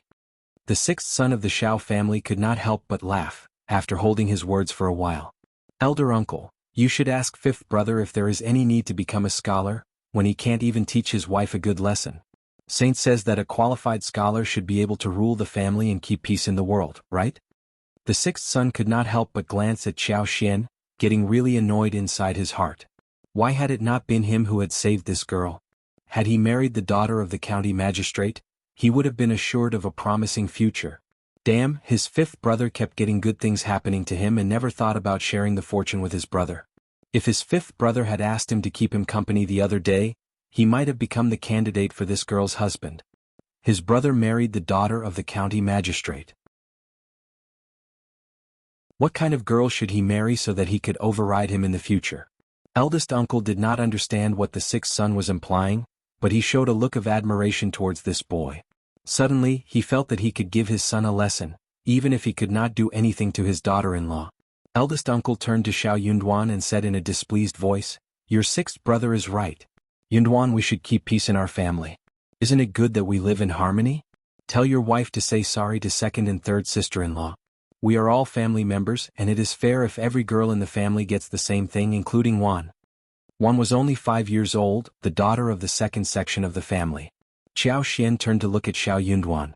Shao Yunduan nodded at his father and gave a consoling look at Xiao Xian, asking gently, "Miss Xiao, can you recount what happened?" Xiao Xian felt that she had been repeating the same thing all the time. But she had no choice but to say the whole thing again. Mom and Tao Tao were both present.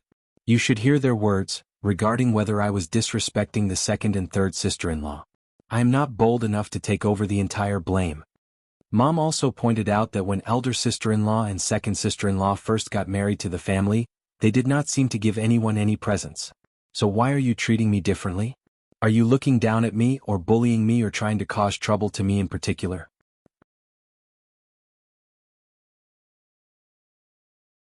Chapter 20. Miss Fang's fury eldest uncle was taken aback. So were second uncle and third uncle as well as everyone else apart from Ms. Niu and Ms. Ma.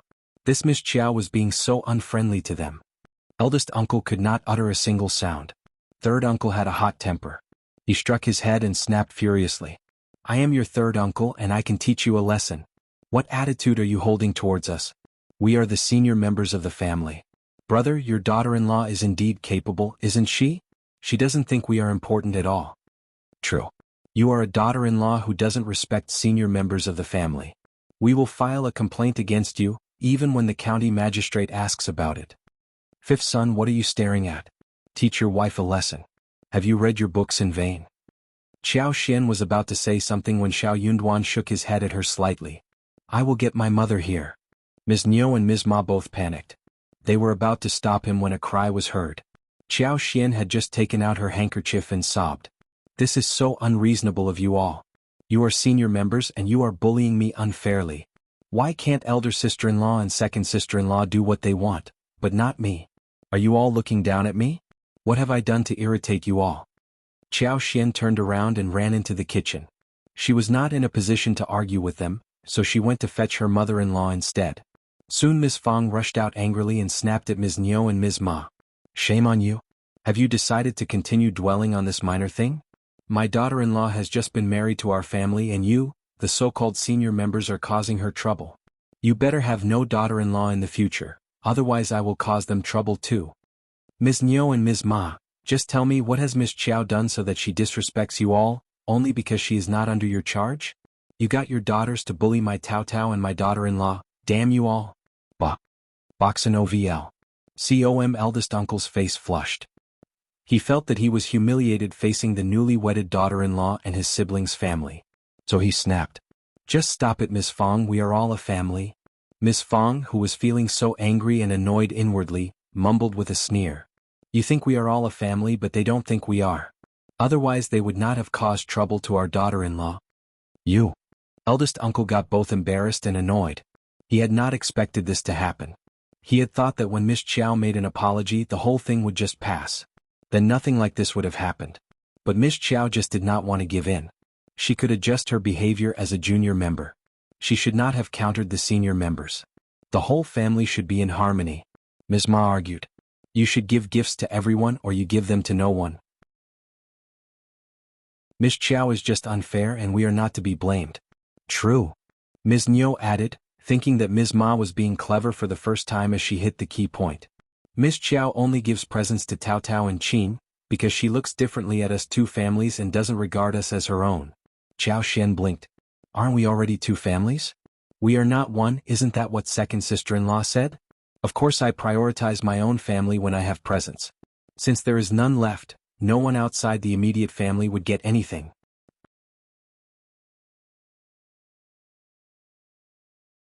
Chapter 21.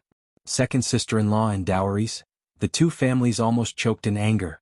Shao Yunduan's reaction almost burst out. He turned around and pretended to cough so as to hold the laughter in. This wife of his seemed like a lot of fun. Eldest uncle's eyes widened as he said, but we are all from the Shao family, we share the same ancestors. Miss Fang found that Miss Qiao's words were too good. She snorted. You are not talking senses. Half of the people in the village have Shao as their family name and we all share the same ancestor. Should we check with every family? Miss Qiao, you are right, we are in different families and we are all healthy beings, why must someone be so greedy? We have never gotten anything from your families. Ms. Niu said, honestly, sister-in-law, we are not that competent, and we always remember the favor you have done for us. When we become capable in the future, we will be of some help to you too. We are all one family, don't get so estranged. It is so hurtful. Miss Qiao can say whatever she wants, but we wonder if it is true about what she says, or just that she doesn't want to share her things with Meiling and Xiaoji. We are all sisters. What she has done hurts us. Eldest uncle sighed, and threw a guilty look at Xiao Meiling and Xiao Xiaoji. He felt the same way as he complained that Xiao Xian was too stingy as the sister-in-law. Xiao Xian showed a helpless look. I am telling the truth. There is nothing I can do, even if you don't believe me. Ms. Niu became even angrier. She was not convinced inside her heart. She should have asked them to check her dowries. If Chao Xian had said these words, Ms. Niu would definitely ask Ms. Ma to dig out everything from Chao Xian's boxes. Moreover, she also wanted to see what those 26 sets of dowries from the county magistrate's family were like. Chao Xian did not follow her lead, but Ms. Niu could not hold the itch and said, "You have to show us." Chao Xian turned to her and showed a strange smile. "You want to check my dowries?" Boxin OVL. COM. Ms. Fang became furious. "Ms. Niu, what do you mean? Even I, the mother-in-law, have not seen any of her dowries. What do you think you are doing?" Dowries were private things. No families who had even a little shame in them would do things like this. Ms. Niu pursed her lips. "Don't get me wrong. I just want Miss Chao to prove what she said was real." Ms. Fang sneered. "I don't care if you don't believe her. There is no need to prove anything. As long as I believe my daughter-in-law, it will do." Chao Xian smiled. "That is fine for me, but I just remember that you haven't given me any gifts either. What about giving presents to me and letting me see your dowries too?" "You," Ms. Ma got annoyed. "What gifts? We don't have such rules in the Shao family." Ms. Fang rolled her eyes. "Then shut your mouth." Ms. Niu was about to add something when Ms. Fang said, "So, you don't want to have any dinner tonight, right? Are we done or not?" Ms. Niu and Ms. Ma exchanged glances with their husbands and pressed down their anger. They knew that they could do nothing today, so they stopped making the fuss. Eldest uncle had already become very worried, exhausted and embarrassed. He waved at Ms. Fang and said, all right, stop talking and go make dinner. It is getting late."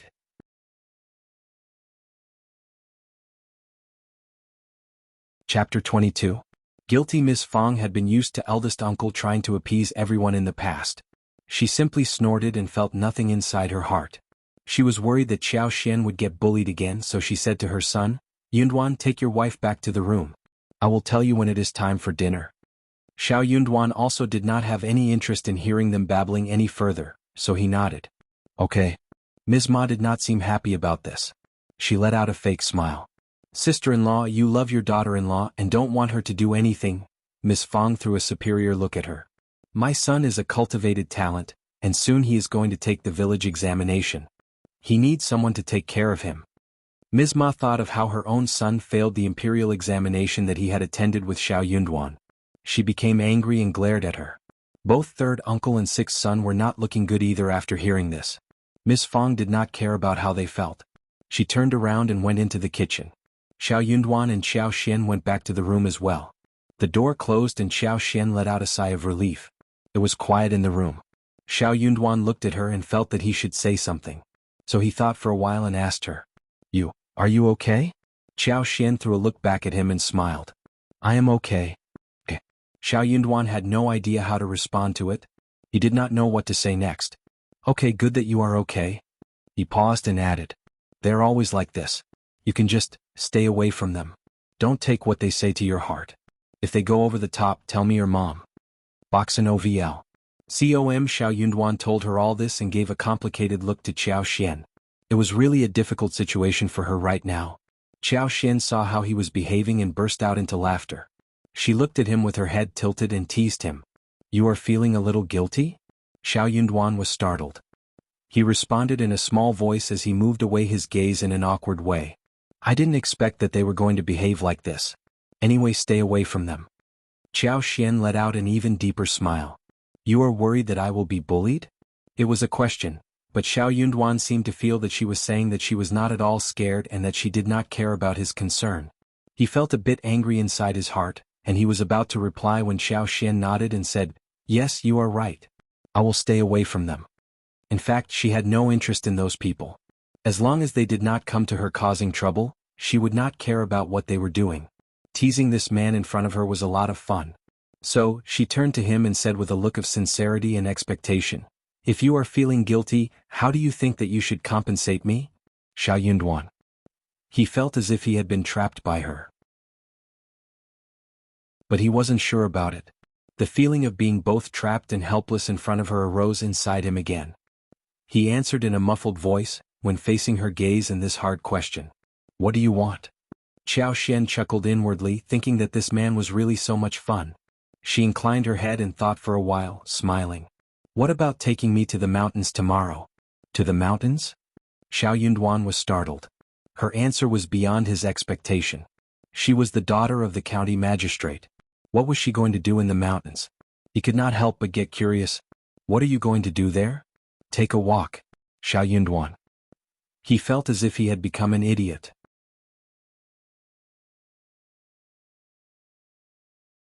Chapter 23. Shao Yunduan's denial. Seeing that he was so flummoxed, Xiao Xian held her laughter and added, "The mountains must have a good view. I just want to take a walk around for relaxation.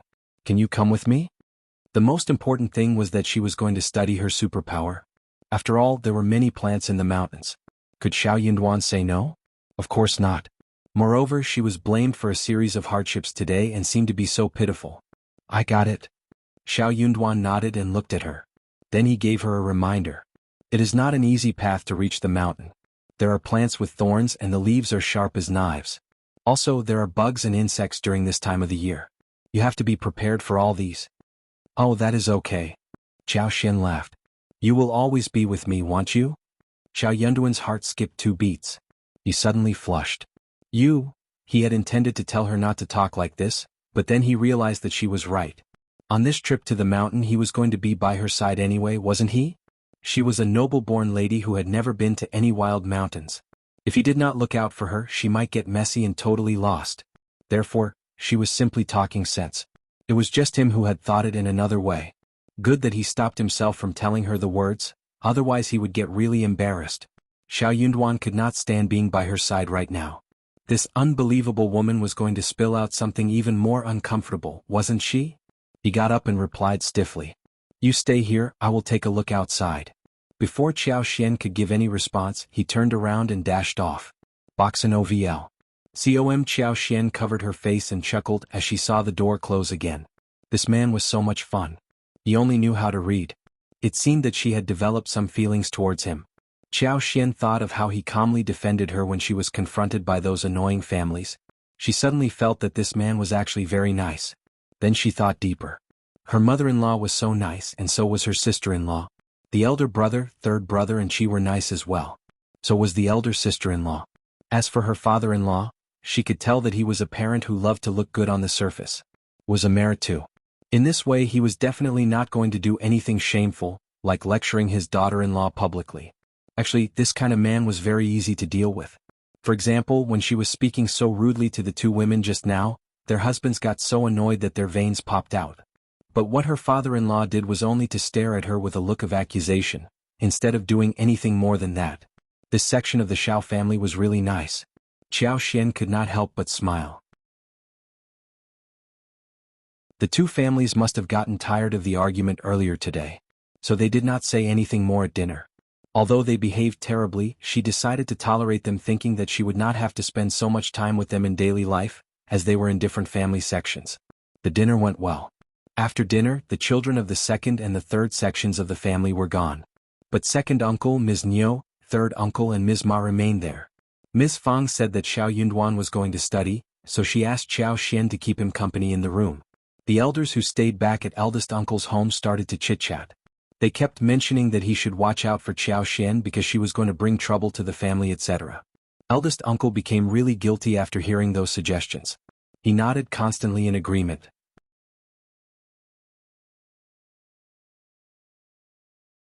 Chapter 24. Xiao Xian's joke. Eldest uncle also felt that Xiao Xian wasn't well behaved as a daughter-in-law was supposed to be. Look at Miss Su. She was honest and diligent.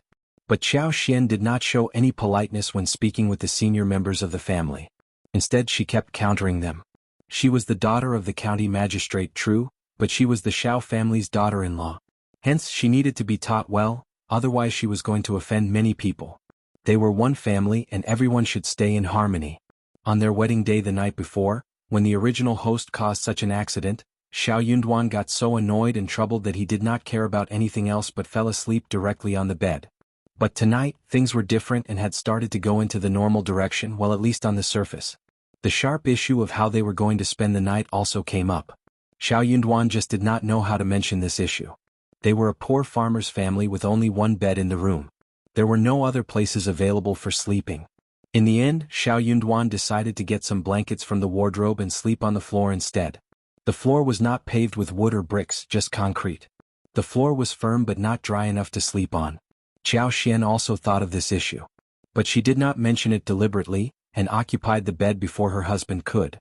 But this man was so honest that he would rather sleep on the wet floor than on the bed. She got both annoyed and amused. Of course she was not going to let him sleep on the floor. It was far too wet and cold. What if he got sick? That would hurt her conscience. What are you doing? Boxing COM's sleeping. Shao Yunduan threw a look at her. Don't worry, I am worried. Xiao Xian replied. The bed is wide. What are you sleeping on the floor for? I will have to take care of you if you are sick. I am strong and I don't fall ill easily. But what if you get sick? Xiao Xian smiled. Oh, are you afraid of me? I am not. Shao Yunduan snapped. This woman was so unreasonable. He wasn't afraid of her. Rather, she should be afraid of him. She had said what he was going to say. He was just thinking for her sake, but she, instead of showing him some care, even told him disdainfully that she would have to take care of him if he got sick. Moreover, she taunted that he was afraid of her. Then come up. Xiao Xian added. We spent the last night together, did we? Shao Yunduan. Yes, they did. So any more times would not make any difference. Shao Yunduan got startled. He did not know how to reply to her. Xiao Xian was amused. This man was so tangled in his own thoughts. Anyway, she was going to help him out. She summoned him and said, Come up and sleep, we are going to the mountains tomorrow. Shao Yunduan's heart skipped 2 more beats. He flushed and almost tripped over. He opened his mouth, thinking that this woman simply did not know how to talk properly. Come up and sleep, that was not something to be said so casually, but it seemed right too. She looked natural and calm in every way. She was just making a statement rather than meaning anything more than that. But he was the one who kept thinking about strange things. Shao Yunduan knocked at his head, thinking that he must have gone mental. He squinted and saw Xiao Xian staring at him curiously. She had seen how he just behaved. Shao Yunduan became so embarrassed that he wished that he could go deep into the ground and disappear. But he gave up when he had already come to this step. Shao Yunduan coughed and calmed himself as he walked straight to the bed. But the way he walked made Xiao Xian almost burst into laughter.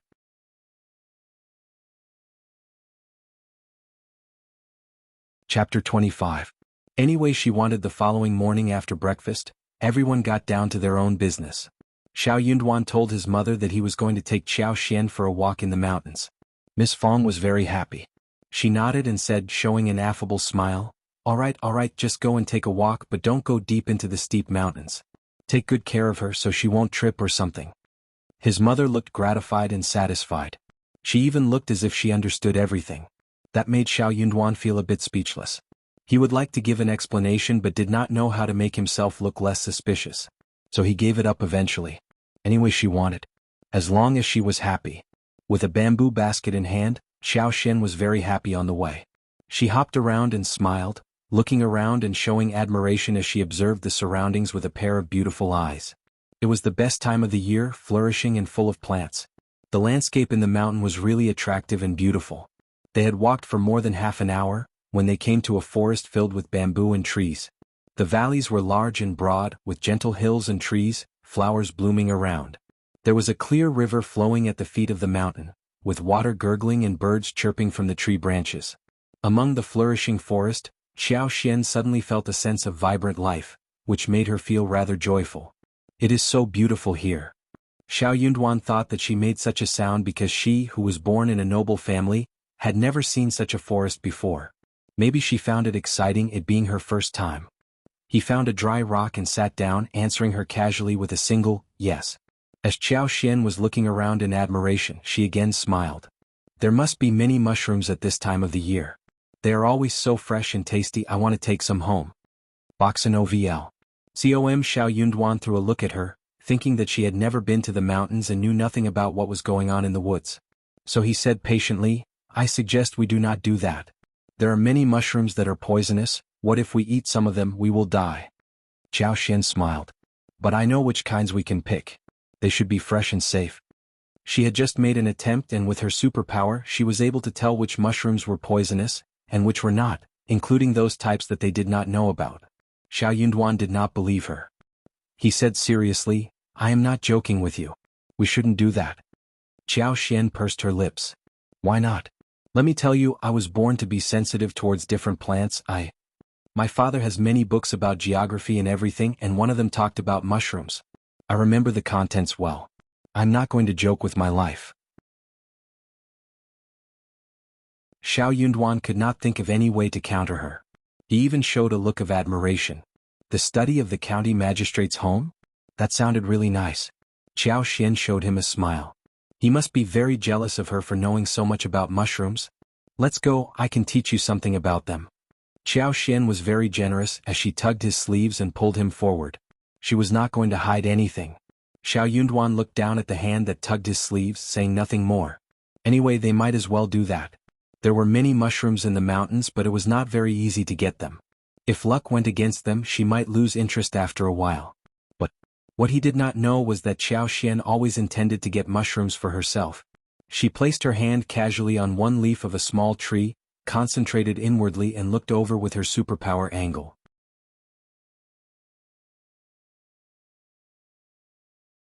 Chapter 26. No need. She did not stop looking until her superpower sight covered many kilometers. That made Qiao Xian both surprised and happy because the range was not fixed. She could clearly tell that when her superpower grew stronger, she was able to expand the range. Her superpower could grow, especially when it came to the season in which all matters were growing and everything was flourishing. In this environment, her power grew fast too. So within this visible range, every tree, every piece of grass, every flower, and even every small ant on the grass root as well as the ground became extremely clear in her eyes. Let's go that way. Qiao Xian pointed into one direction with a smile, and took Shao Yunduan there. Shao Yunduan saw that she was so delighted, and decided to follow her lead rather than disappoint her. Soon they found one bunch of grass mushrooms under one tree. The mushroom had gray-brown umbrellas and the stems were thick, white and tender. Qiao Xian's eyes sparkled as she said, "We are so lucky." Seeing that she was squatting to pick them, Shao Yunduan could not help but respond. "Are they really safe?" "Of course." Qiao Xian took a bite of them. "Look. Hey you." Shao Yunduan had no time to stop her but said, "What are you doing? Spit it now." Qiao Xian spat and said with a smile, "You see, it is safe, right?" Shao Yunduan. He just had no idea how to react. She did not have to make so much effort to prove the point. He shivered and said, "Don't do this again. Pick them if you want, but feed them to the roosters first before trying them yourself, okay?" Boxen OVL. COM. It was not worth dying because of a mushroom. Qiao Xian burst into laughter and nodded. "Okay, whatever you say." Shao Yunduan looked at her and wondered why she did not accept his advice. Qiao Xian waved at him. "Come and help me pick some." Instead of turning her down, Shao Yunduan had no choice but to squat down and pick mushrooms for her. Then the two of them found some wild-growing needle mushrooms in brown-yellow color, red mushrooms in dark red color, as well as several kinds of fragrant shiitake mushrooms, fungus, pine milk mushrooms and many more. Even several rare porcini mushrooms were picked. But for the basket that was too small to hold everything, they were able to get more. They even found some very fat and big brackens on one hill. They picked one armful of that and tied them into one bunch with a long thatch. Satisfied, Qiao Xian smiled brightly. "This is a big harvest. We are so lucky today." Shao Yunduan smiled with slight delight. He nodded. Yes. In the meanwhile he was totally amazed. There were many mushrooms in the mountains, but they were never so readily available for him to pick all the time. They were just so lucky. The two of them were just about to head home, when they ran into Shao Xiaoqi and Shao Taotao who were strolling in the mountains. Fifth brother, fifth sister-in-law. The brother and sister waved at them, running at them joyfully. "Qi Taotao, what a coincidence to run into you too." Qiao Xian's eyes brightened. Shao Xiaoqi scratched her head and smiled. "Yes, I put some traps down in the mountains the day before, so I am here to check to see if I caught anything." "Fifth brother, fifth sister-in-law, you have got so many mushrooms and even bracken." Qiao Xian smiled. "Those mushrooms are all so tasty and so are the bracken. We are going to have a feast tonight." Shao Taotao was as worried as her fifth brother. She could not help but ask. "Many mushrooms in the mountains are not safe to eat. What about these?"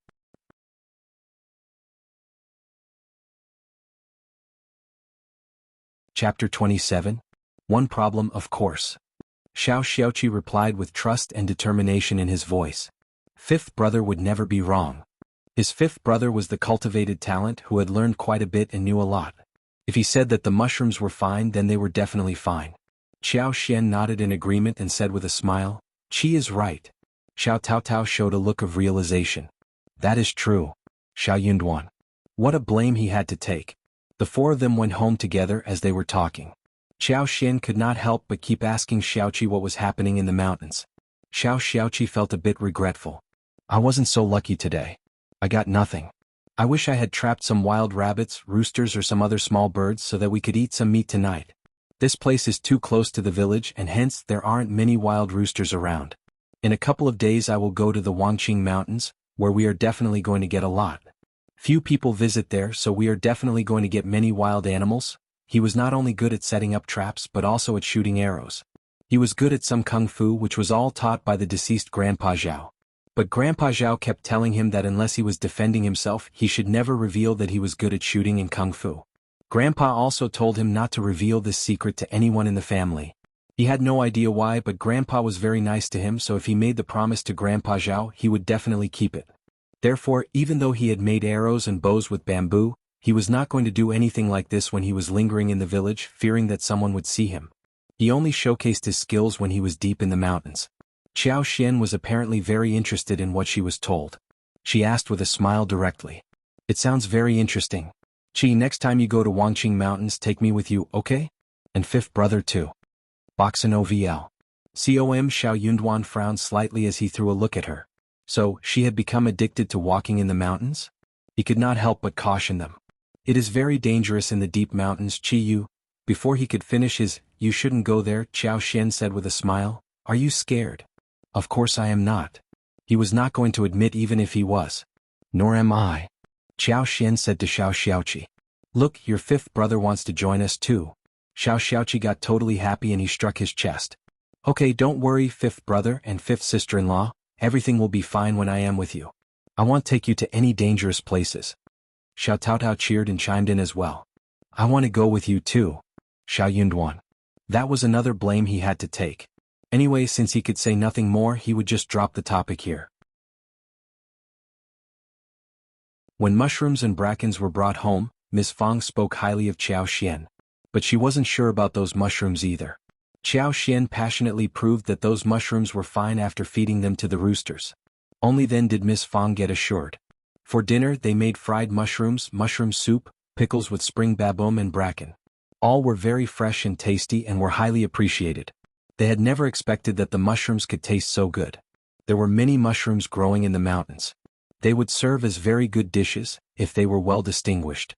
Also, though fresh mushrooms could not stay fresh for long, they could be dried and stored, ready to be eaten whenever, throughout the whole year. Therefore the following day the interested Xiao Xian, together with Xiaoqi and Xiao Taotao went into the mountains again. Xiao Yunduan had no choice but to follow after. It was another day full of harvest. Within half a day's time, mushrooms, brackens and wild bamboos filled up their hemp bags. It seemed as if those mushrooms did not have to be found, but appeared right in front of their eyes directly. They could find the mushrooms wherever they wanted. Both Xiaoqi and Xiao Taotao were cheerful. "We are so lucky today." True.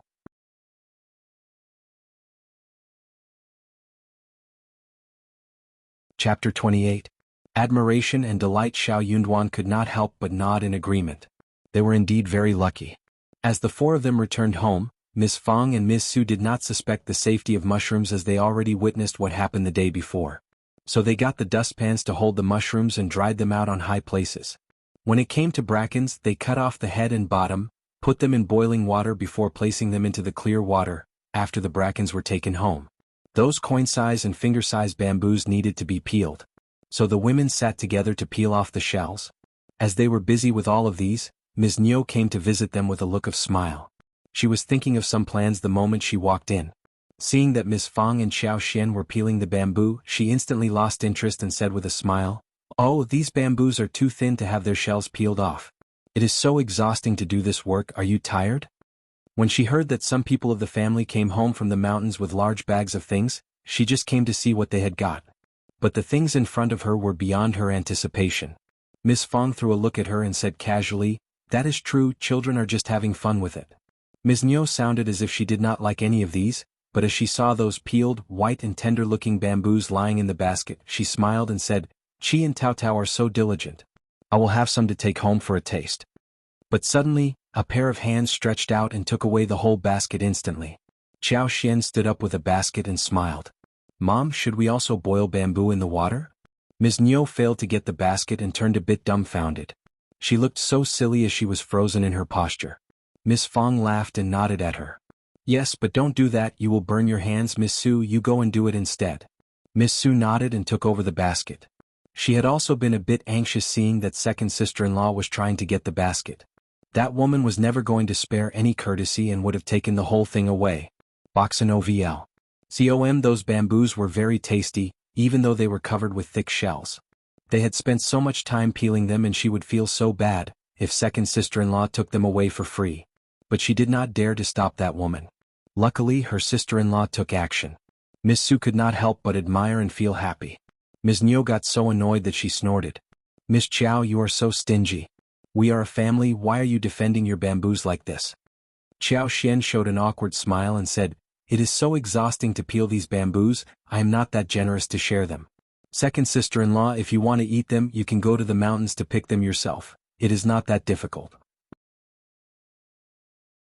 Chao Xian was not a stingy person, but she did not want to share her spoils with Ms. Niu, who was snapping at them, simply trying to take advantage of them. Ms. Niu. Ms. Fong chuckled. Yes, that is true.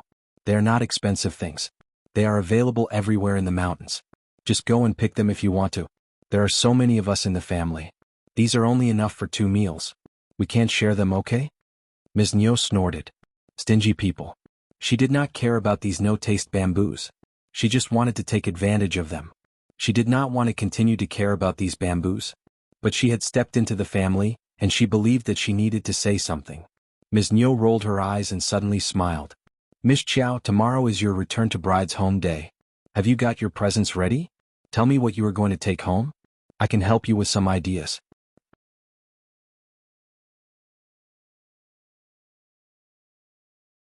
Chapter 29. Glare. Miss Fang's smile stiffened and her face sank. She threw a really cold side glance at Ms. Niu. This damn woman. What a bitch. She just picked those words which they did not like to talk about as if she could benefit something out of it. Miss Fang could not help but feel regretful and nervous. She should have discussed with Chao Xian and Shao Yunduan about the return to Chao Xian's family yesterday, but she forgot about it after having a row with her husband. She really had no idea what she should do about the trip. She started to think carefully and decided to turn to Chao Xian instead. Chao Xian smiled at Ms. Niu. What about you getting 2 hens for me? My father and his wife would definitely love it. In your dreams? My hens are still hatching eggs. They can't possibly be given away as presents. Ms. Niu glared back at her. Chao Xian shrugged and uttered a small "oh" sound. Then why are you asking for the information if you are not sponsoring it? Ms. Niu again said sinisterly, but you have hens, don't you? You can give some of them to your family, right? But I don't think that hens are enough for the return trip, right? Elder sister-in-law, it is time for you to back up Yunduan and the Shao family. You should never be stingy about this, right, Miss Chiao? Ms. Niu was trying her best to turn the family members against each other. Of course. Miss Chiao is a kind, understanding and family-favored person. We are going to do everything we can for her. Miss Fang glared at her, feeling both angry and irritated. What was going on? But she did not dare to say anything as she looked at Chao Xian. If she countered Ms. Niu, then she would probably annoy Chao Xian, who might assume that she would overthink her intention. Boxin OVL. Chao Xian smiled at Ms. Fang gratefully. Mom, thank you for your kindness. My father and mother once said that the elder section of the Shao family are kindest of all. For them, just greetings would do. Mom, you don't have to care about this, otherwise I will feel so sorry about your concern. My father and mother will snap at me for causing you trouble, if you do too much for me. Officer Chao was a very selfish person with the intention of going upwards. He did not care a thing about Chao Xian. As for Madame Chao, well, she was very happy that Chao Xian had married into a farmer's family. She did not care if she was bringing back any presents. As a matter of fact, Chao Xian had not even thought about returning to her own family. She would rather go back with nothing in her hands. Her family would not help her even when she was in trouble. If that was the case, why should she care about them? Miss Fang felt warmth attacking her heart. She felt slightly more assured as she responded anxiously. Okay, that is good, that is good. Chao Xian turned to look at Ms. Niu and smiled. Don't stand there, second sister-in-law, come and help us peel the bamboo.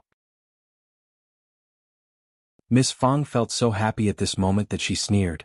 True, you are so free, why not come and help us peel the bamboo? Ms. Nyo felt quite jealous and showed a false smile. I am not free at all, I need to go home. She was so angry that they had such good luck. How did the Chao family end up being related to them?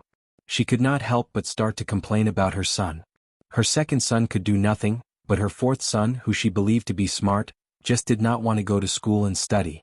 He said that he would reap the harvest rather than go to school, where he felt a headache attacking him. The elder brother was always taking care of his younger brothers and their families. If he had been willing to study, the fifth son of the family would have been squeezed to nowhere by this point.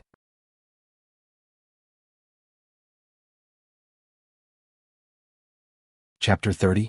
Shao Yunduan's reaction when Ms. Nyo was gone. Miss Fang could not help but mention the topic about returning to Qiao Xian's family on the next day. Qiao Xian kept consoling her, telling her that her family did not care for presents, so Miss Fang really felt assured. By this point Miss Fang loved Qiao Xian even more. She felt really happy for her. The next morning Shao Yunduan took Qiao Xian back to her family. There was no wagon in the village, so they spent 21 in borrowing a bullock cart to ride back. Qiao Xian had not prepared any presents. She decided to buy some on the street. She did not want to give away the arrogant roosters and fat hens which she had been feeding for 2 days, let alone the efforts done by Miss Fang and Miss Su earlier on them. Miss Fang decided that they should go to the street to buy some stuff, when she truly could not find anything at home to offer. She gave Qiao Xian 2 liang. That was what she had saved till this point from her private earnings. They just could not save any money openly. The other 2 sections of the family were all staring at the savings. But for Shao Yunduan, who was going to school, she would not have any private money either. Qiao Xian had not intended to take it, but she accepted it when she failed to turn down the kind offer. As they walked into the county, they bought 4 boxes of pastry, 2 jars of rice wine and 2 boxes of tea leaves. Those were very ordinary things and were cheap. Qiao Xian intentionally bought some beautiful wrappings to repack them. Box and OVL. So, every present looked really amazing and expensive.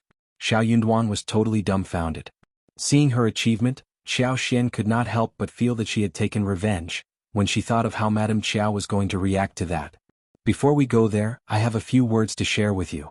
Anyway, as long as they arrived at the Qiao family, all the evil inside the mansion would be revealed in front of him. Madame Qiao, her lineal sister, Qiao Wei, and her second sister, Qiao Ko, as well as concubine Du, would definitely laugh and sneer at her. They might even humiliate her as well as her husband, Shao Yunduan. She decided to give Shao Yunduan a warning before he entered the mansion. Shao Yunduan was surprised, but not that surprised after all. He was a cultivated talent and had more knowledge than the others. He clearly understood the conflicts that were bound to exist between the lineal mother and the concubine's children. When Qiao Xian was rescued by him, he had found it to be very strange as to how there could be no maids next to this noble lady when she fell into the water. How did she fall into the water so easily? But he did not delve deep into the reason when right afterwards their wedding happened.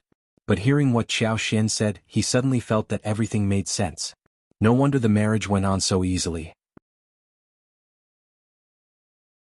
Madame Qiao was hoping that Qiao Xian could marry a farmer's son. He was a cultivated talent, but there were many talents out there, and Shao Yunduan never believed that he could make it through all the imperial examinations.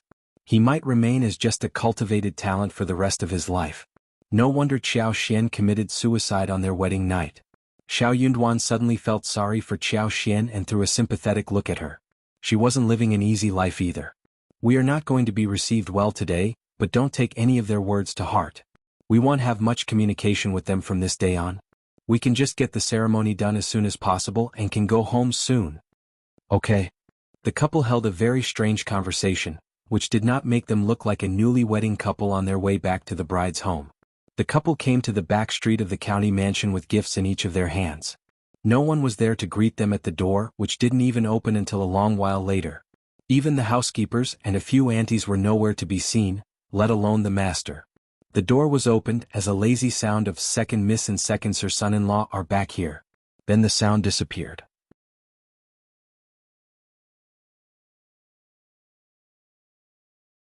Chapter 31. Madame Qiao's cold glance. There was no one guiding them on the path. Qiao Xian, even on the trip back to her own family, received ignorance and coldness. Qiao Xian felt calm. All those servants working for Madame Qiao were just servants, who obeyed what Madame Qiao told them to. There was no point in getting angry with them. However, Shao Yunduan next to her noticed her calmness. But he assumed that it was because she was pretending to stay composed and trying to force out a smile whilst feeling so ashamed, humiliated and angry inwardly. Shao Yunduan more or less had an idea of what was going on with Qiao Xian's family, after she had told him about the situation inside the mansion. But only at this moment when he was inside the mansion did he realize that what he knew was too little for him to get a full understanding. They were not like a family to her. They seemed to be regarding her even worse than a stranger. Well, Madame Qiao might not show any passion, but what he had not expected was that Officer Qiao acted the same. Shao Yunduan sneaked a look at Qiao Xian and said in a low voice, "Don't be mad." "What?" Qiao Xian was surprised. Shao Yunduan did not know how to console people, so he added awkwardly, "Just, don't be upset." Qiao Xian blinked and realized that he was trying to console her. She showed a smile and her eyes shone. "I am not angry or upset." The couple came to the main hall, where only Madame Qiao and Qiao Wei were seen. Qiao Xian told Shao Yunduan to put down the gifts they had brought with them and greeted the pair of mother and daughter. Madame Qiao glanced at how the couple were dressed and felt very satisfied. She nodded slightly and said, "Take a seat. Old master is busy today so he will not be meeting you." "Well, you won't mind it, will you, Mr. Shao?" Madame Qiao just could not remember what Shao Yunduan was called. Nor did she have the willingness to call him son-in-law, so she just addressed him by you only. Boxen OVL. She was going to humiliate Qiao Xian as well as the Shao family. She believed how she treated the Shao family would make Qiao Xian's life even more miserable. Madame Qiao felt even better when she thought of how Qiao Xian would be screamed at and lectured by her husband after this, making her shed tears from day to night. That bitch concubine Yen dared to seduce old master. Hence, she decided to stab her heart so that she would not get to rest in peace even when dead. Shao Yunduan threw a gentle look at Madame Qiao and replied with a gesture, shaking his head. "Officer father-in-law is a busy man and I am not here to disturb him, so no, I don't mind his absence at all." Madame Qiao was startled. Right after, coldness flashed across her eyes. Busy man? He was just a county magistrate who had no business at all. Shao Yunduan was being ironic, wasn't he? Did he do that on purpose or not? She had thought that this son-in-law was a dumbass, but it seemed that he did know how to talk. Madame Qiao did not show any weakness but smiled. "You are a scholar, aren't you? No wonder you know how to talk." Shao Yunduan lowered his head slightly and said, "Thank you for your compliment." Qiao Wei sneered, "Compliment?" He did not deserve any compliment. He was speaking so highly of himself. They were just talking when Concubine Du and Xiao Ko arrived. Concubine Du did not appear until Madame Qiao showed up first. She always used to compete with Concubine Yen. Madame Qiao had signed a lifetime contract with Concubine Du, so Concubine Du obeyed whatever Madame Qiao said. She liked to flatter Madame Qiao in every possible way. Xiao Ko, the daughter of Concubine Du, was also Qiao Wei's follower. She served her as if she were her maid. During the past few years, the mother and the daughter lived a good life at the mansion. At least they were always well fed and were given a lot of things on the side. So when Madame Qiao held such a deep grudge against Qiao Xian, that pair of mother and daughter would only show even deeper grudge against Qiao Xian. "Greetings, Madame Qiao." Concubine Du and Xiao Ko greeted Madame Qiao happily and then took the seats opposite Qiao Xian and Shao Yunduan.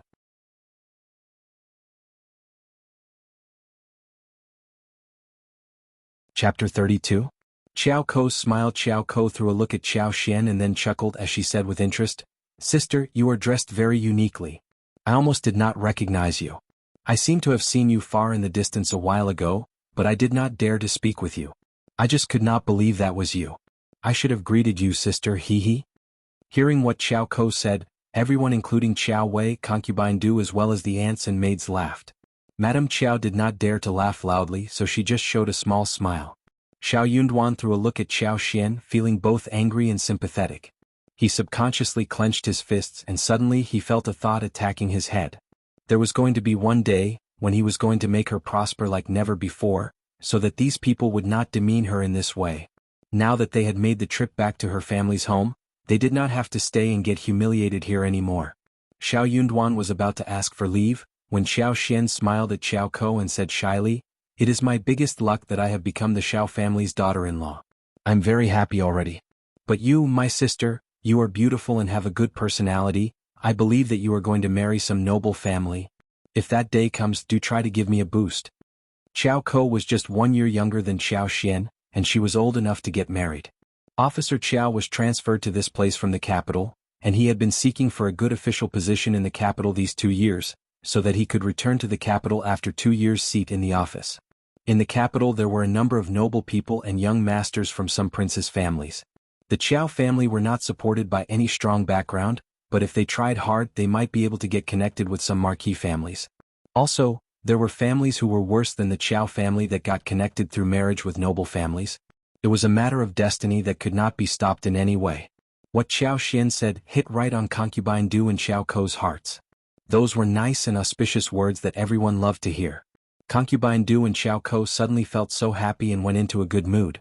They could not help but show a proud smile. Xiao Kou became even more proud. She was both arrogant and bashful as she flushed and let out a light snort. Suddenly, she felt that this sister of hers was better behaved than before. But neither of the women noticed that Madame Chao was displaying a cold look. Boxin OVL. Chao Wei was not as introverted as her mother. She sank her face and threw a cold look at Xiao Xian as she sneered. What do you know about noble families? Just shut up if you know nothing. Both Concubine Du and Xiao Kou's smiles stiffened. Concubine Du's face changed as she said quickly, "True, Elder Miss is right. Second Miss, please don't make this kind of joke anymore." Chao Wei was the lineal daughter, and her brother was working at the literati house in the capital and the only son of Officer Chao. Madame Chao's own family was not bad either, and she had been spoiling Chao Wei, who had become selfish and dominating and always held a grudge against a lot of people. No one knew that better than Concubine Du. Chao Wei was already engaged. Her fiancé was the youngest son of the cousin of Marquis and in the capital. But the Marker family was already separated. Even if they were still a whole family, cousins and brothers were not much connected at all. It was already lucky for the Chao family to have such a marital connection. They were not a real Marquis family, but at least they were a little connected. Now that Xiao Xian was saying that Xiao Kou would be able to marry someone at a higher position, Chao Wei could not stand that thought. Concubine Du got very frightened when she realized this point.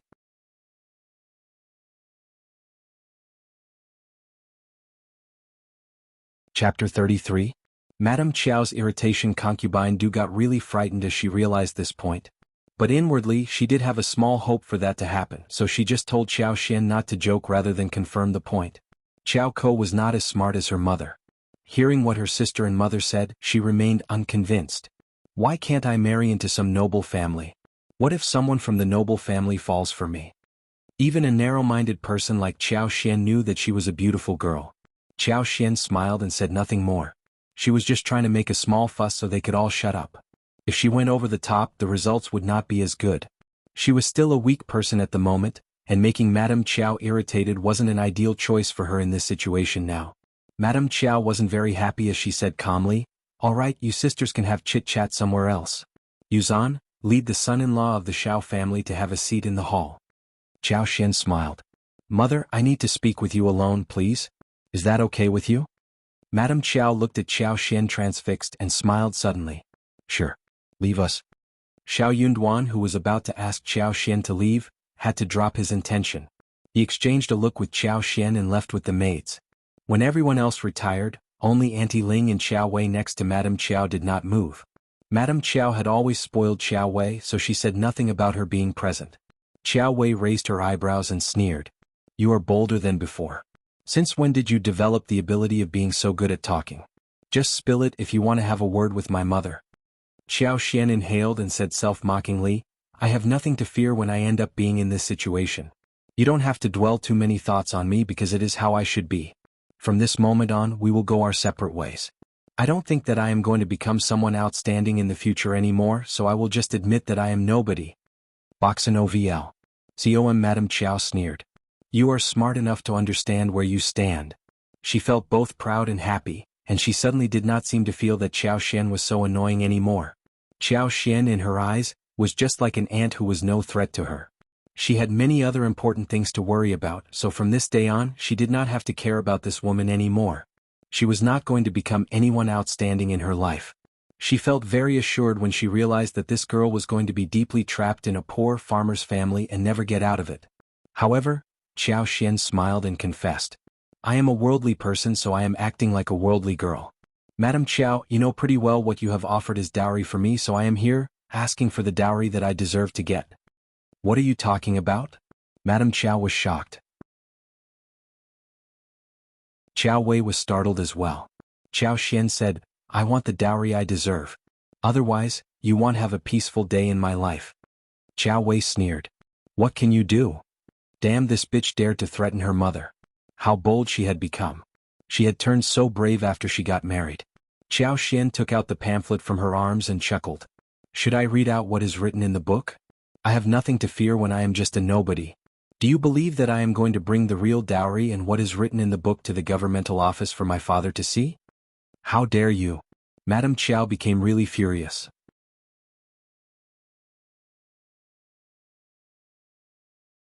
Chapter 34. Humiliation. Chao Xian said nothing. Madame Chao got so angry that she started to breathe heavily, glaring at Chao Xian. Chao Wei got annoyed too and snapped. If you dare to do that, Dad will punish you. Chao Xian smiled and said calmly, So what, elder miss? You. Madame Chao got stuck in words as well. True, so what? The bare feet people were never afraid of those with shoes, and Chao Xian was the former. She was not afraid of losing face, but they were. If she did put forward that to the governmental office, the old master would be absolutely humiliated, so would she. By that time the old master would blame her for what she had done. Madame Chao clenched her teeth. What do you want? Chao Xian smiled. I told you I want the real dowry I deserve. Madame Chao, just get the money equal to that, okay? In your dreams. Chao Wei snapped. Shame on you. Madame Chao sank her face and said after a while, You are old master's daughter and you should get some benefits. 50 liang and seal the note, no more requirements in the future, otherwise you will be punished. Chao Wei got startled. Mom? Boxen OVL. COM. Madame Chao turned to Chao Wei, who shut up and glared at Chao Xian. Chao Xian smiled. That is so little, Madame Chao, I need 500 liang. Chao Wei screamed. You are a robber. Madame Chao also became annoyed and laughed angrily. Who do you think you are, worth 500 liang? 100 liang or no deal. 400 liang and nothing less. I am Officer Chao's daughter. 300 liang and that is all. All right then, 300 liang will do. Chao Wei felt as if her heart had broken. Mom, how can you say yes? 300 liang, she isn't worth that much. Madame Chao patted her hands and sneered. Just pretend as if we were buying some things and donating to the temple. As long as she leaves us alone. Chao Wei was not convinced. She glared at Chao Xian, feeling as if a part of her had been ripped off. Well, she was more selfish than her mother anyway. 300 liang was enough to buy a set of excellent jewelry for herself.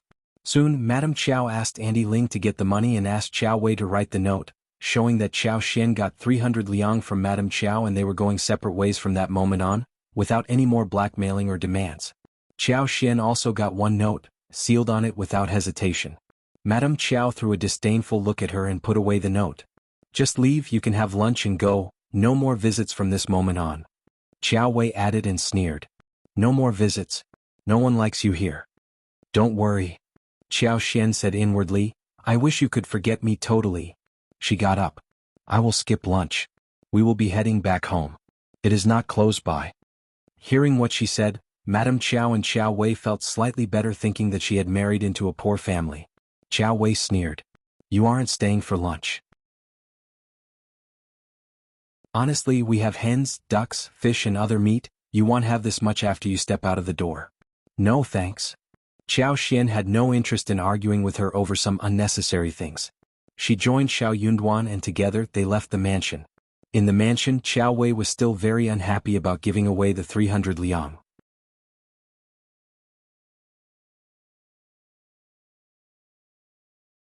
Chapter 35. Chao Xian's understanding. Madame Chao consoled her with a smile, meaning to console herself as well. It is just 300 liang. She can't live on that amount for the rest of her life. It is worth the while if we are left alone after this. Just take it that we are driving away a beggar. Chao Wei snorted and let it go. When Chao Xian and Shao Yunduan left the mansion, they could not help but let out a sigh of relief. Chao Xian smiled. Darling, I am sorry that you have to go through this. But don't worry, this is the one and only time. We will never come to this place again. Chao Xian was feeling really guilty, because Shao Yunduan suffered from this ordeal thanks to her. She had told him a few things before they walked into the mansion, but the reality turned out to be much worse than what she had said. It did not seem to have worked that well for him. Xiao Yunduan was indeed feeling really bad inwardly. But that was mostly because he felt sorry for Qiao Xian, who was the so-called daughter of county magistrate on the surface yet who suffered from such discrimination inside the mansion. He even believed that Tao Tao was living a happier life than she had earlier at her house. They had gotten married and Xiao Xian was very compatible with the Shao family these days.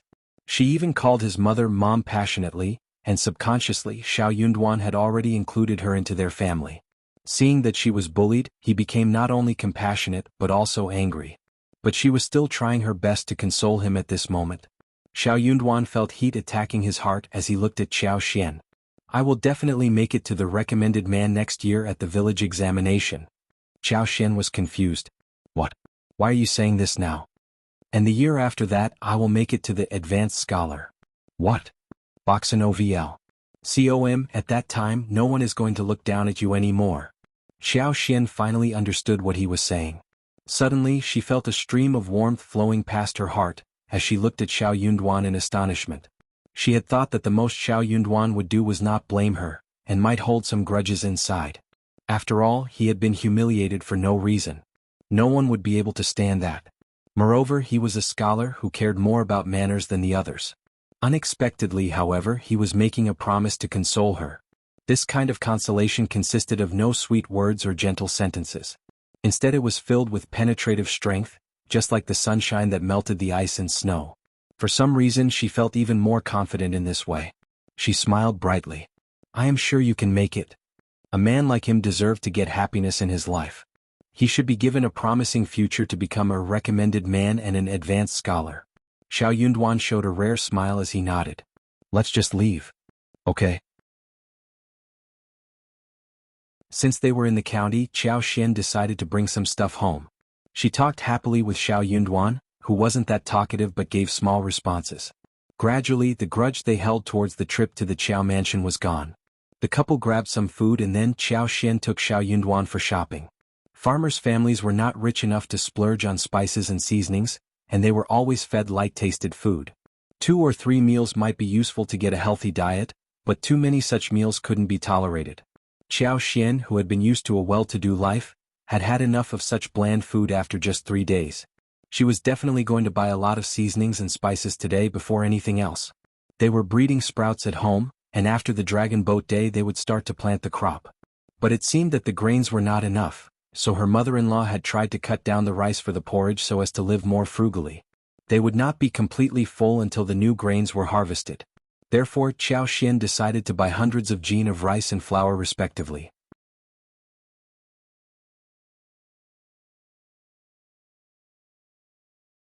Chapter 36. Presents from my family. After this she was going to buy some meat and other small things. She had received 300 liang from Madame Qiao, and she was going to learn how to make money so she feared nothing. The things here were not very expensive, so after buying 1 wagon full of stuff, Qiao Xian only spent a dozen liang. Qiao Xian felt so fruitful when she had bought so much. Xiao Yunduan had intended to ask her not to buy things, but when he was reminded that she had always been living a well-to-do life, he allowed her to buy whatever she wanted for herself. He felt a bit guilty and could not help but ask her to buy things for herself, not for the whole family. Qiao Xian said confidently, but Mom treats me so nicely. Qi Tao and you as well are always kind towards me. We don't have to be so calculative. Anyway, you can repay me when you become successful in the future. Xiao Yunduan, who was naturally terrible at saying things, could not find words to counter her. The two of them came home with a wagon full of stuff, which startled Miss Fong, Miss Su as well as Xiao Taotao. Miss Su could not help but feel very joyful inside her heart, when she saw the daily necessities. They were living together, so those things were for all of them to share. Her 5th sister-in-law was so generous. But then she could not help but feel jealous of her. She was not a match against her 5th sister-in-law, who was born in a county magistrate's family. Why did you buy so much? How much did everything cost? Miss Fong asked. Qiao Xian smiled. Mom, we barely visit the town. Moreover, these are not so expensive. Just put them away. Boxano VL. COM. The mother-in-law instantly understood what she meant. Instead of asking anything more, Miss Fong nodded. Okay, Miss Su, Qi and Tao Tao, come and help. Together with Xiao Yunduan and Xiao Xian, they carried the stuff inside the room and put them away neatly. When Xiao Xian was buying the meat, she just could not help but feel like eating braised rib bone and deep-fried pork. So, she volunteered to make 2 dishes tonight for them. Ms. Fong nodded and agreed, asking Ms. Su and Tao Tao to help her. They were just talking when Ms. Niu, who was holding her grandson in her arms, came with Ms. Ma. The 2 of them had already started to make a plan the moment they went into the yard. Ms. Ma looked about and said, "I heard that you brought home a wagon full of presents from your mother's family. We are a family, so I believe that we should be given some portion as well. I don't think that you should keep the good things all for yourself." "I agree," Ms. Niu added. "Unless you don't regard us as family. But I don't think that elder brother agrees with it." Ms. Fong had a terrible look on her face and she was about to speak when Chao Xian came there. Chao Xian was on the same side as she was, so she explained. "You have misunderstood us, second sister-in-law and third sister-in-law. I bought those things with my own dowry. They are not presents from my mother's family." Chao Xian felt that she had already put it clearly. Those were not presents from her mother's family, but bought by herself. Therefore, no one outside this family would be able to get a portion. Unfortunately, eldest uncle of the Shao family always regarded his brother's families as one, and kept sharing food and stuff with the other sections of the family. As long as the other sections of the family expressed some gratitude, he would feel satisfied. Therefore, during the past few years, it had been natural for the other 2 sections of the families to get stuff from the first section of the family. Hearing what Chao Xian said, Ms. Niu snapped. "It is all the same. We are one family. How can you be so cruel seeing us drink porridge whilst you are eating fish and meat?"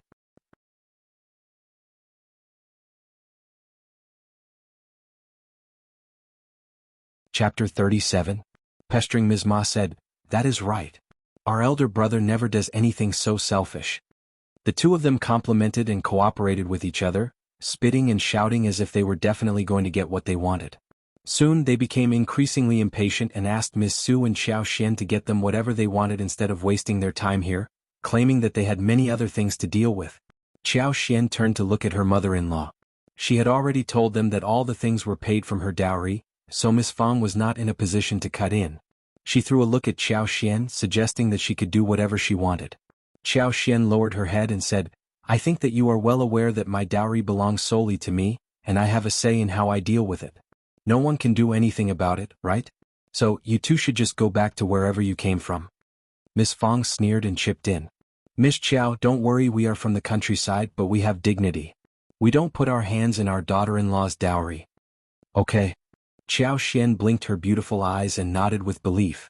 "You are right, there is no one so shameless in our family." Ms. Niu and Ms. Ma got so annoyed that their faces twisted.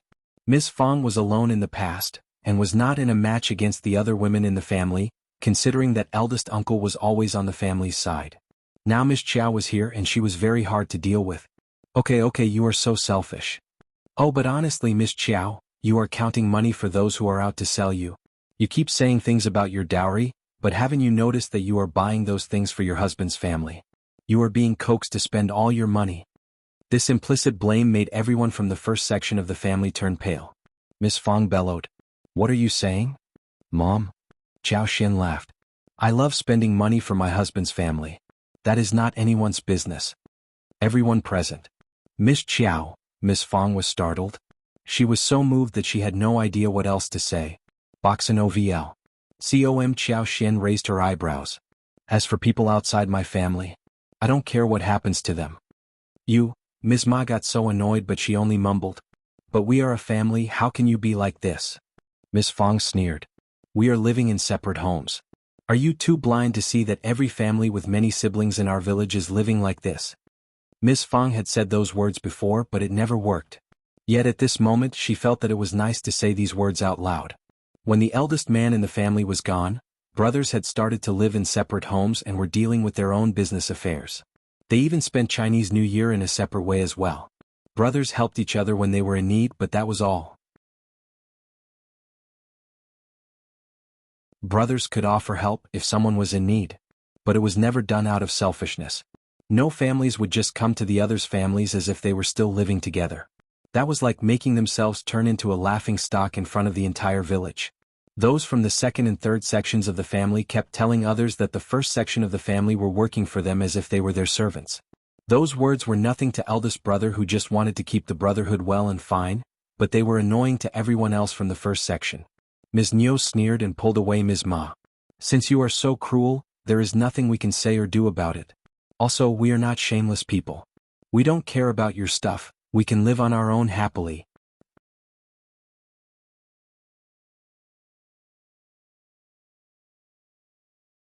Chapter 38. Xiao Xian's plan. Miss Fang snapped at their retreating figures. You should have realized this point earlier. Shao Xiaoqi scratched his head and whispered.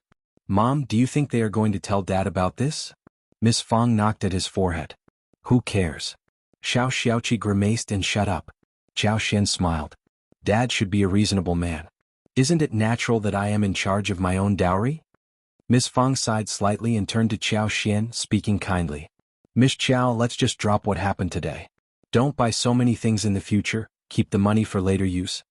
Xiao Xian smiled. Don't worry, Mom, we can earn money when it is spent.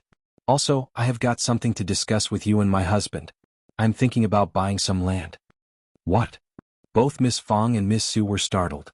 Even Xiao Yunduan threw a surprised look at her. Xiao Xian smiled. Let's go to the room and talk. Okay. For farmers' families, buying land, building houses and buying bulls were always important things. When Miss Fang heard that Xiao Xian had such a plan, she completely forgot about Ms. Niu, Ms. Ma and all others. She was totally distracted. After walking around the village 2 days ago, Xiao Xian had already made a good plan. There was a slope of about 10 acres behind the Shao family. Because the soil was shallow and there were many stones, it remained deserted. She planned to buy it so as to cultivate mushrooms, plant fruit trees, some precious medicinal materials such as Gastrodia alata, Panax noto ginseng, Solomon's seals, etc. When it was time to build fences, it could be connected with the yard at home, making it extremely convenient to take care of. That was a place which was an eyesore in other people's eyes. But she was a person with a wood superpower, and it should be a great place for her. Boxin OVL. COM. Her superpower was growing day by day, and the more she used it, the faster it grew. It looked as if she were in the process of cultivating her superpower.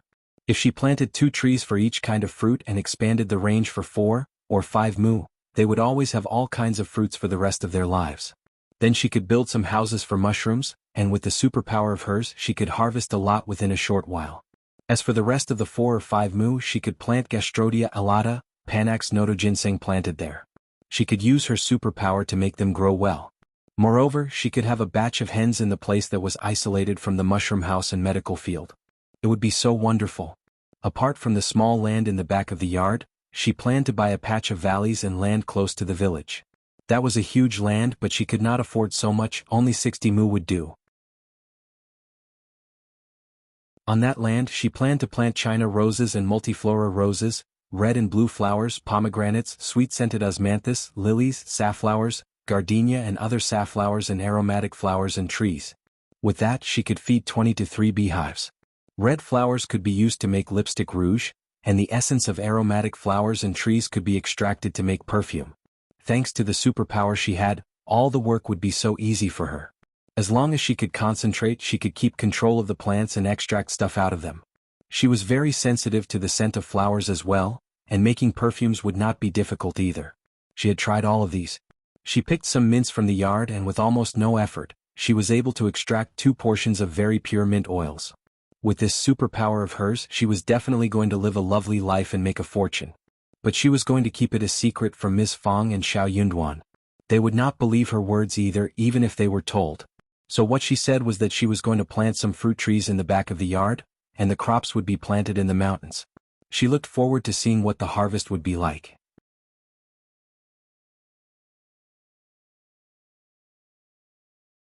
Chapter 39. Never too much. The moment she finished her speech, Miss Fang and Xiao Yunduan exchanged a look with each other, falling into silence. Xiao Yunduan threw a sneaky look at her, feeling both helpless and having no idea what to do. He sighed inwardly. Well, it was not her fault. She was a daughter born in a noble family who had no idea about how farmers' families were living. Buying land? That land was all barren. But seeing the sparkle in her eyes as well as the obvious passion, Xiao Yunduan just could not help but hold back his intention of refuting her. Miss Su got a bit anxious as she said with a smile, "Fifth sister-in-law, what are you buying barren land for? It is so difficult to sort and clean up these places, and what grows out of such land is nothing more than beans and peanuts. Why bother wasting the money on the land that doesn't even produce good things? We can just buy some good land with the money." Miss Su had her own plan. Chao Xian had the money to buy land, which she was jealous about. But she was happy as well. Even if Chao Xian bought the land in her own name, they were still one family and Miss Su and her family should be able to get some profits out of them too. Also, even if they lived separately in the future and may not be able to share much land with the family, Miss Su and her family would still get some share. No one would complain about getting too much land. Miss Fang did not think highly of Miss Su, but she still nodded in agreement.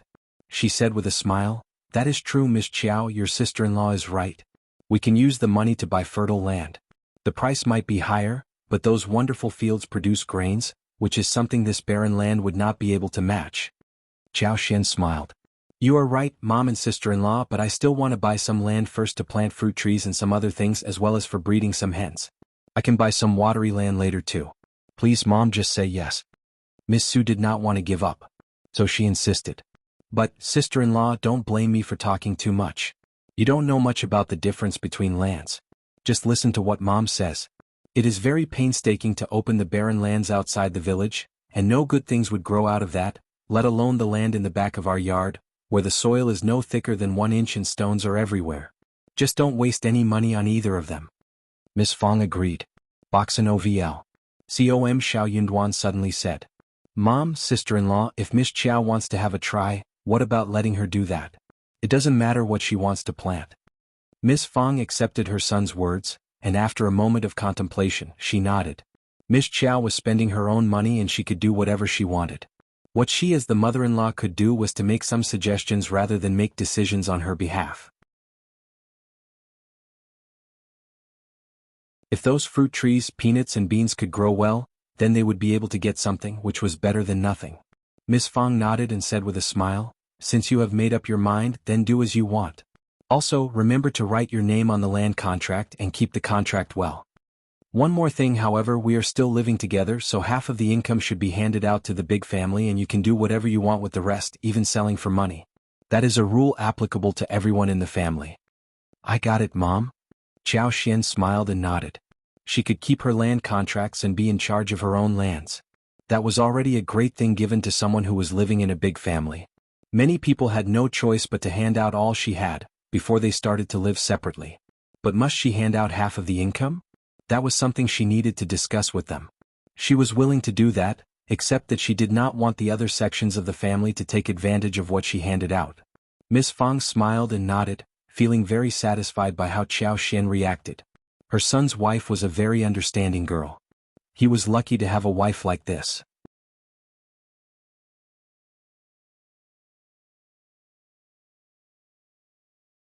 Chapter 40. Laughter. When she was done with the discussion of this important matter, Chao Xian was very happy. She could not wait for even one moment before taking Shao Yunduan to visit the land officer's home. When they needed to do some business with land and sign a land lease, the land officer had to help with all of these. Miss Su felt a bit disappointed when she saw her mother-in-law nodding at Chao Xian's proposal. But she could not do anything about it. She sighed inwardly. Well, that sister-in-law of hers had money, so she could do whatever she wanted with it. She just would not accept any advice of hers. What more could she do about it anyway? Not everything was fair in this world. The Shao family was located in Shaoding village. That was to say, most of the 200 households in the village had the family names of Shao and Ding. The two-name families were always united with each other and they never had infights. They took turns in being the land officer for the village. This year it was the Ding family's turn.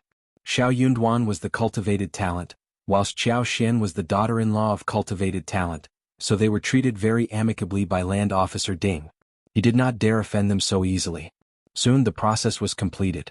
They got 60 mu barren lands at the border of the village, which cost them 180 liang in total at a price of 3 liang per mu.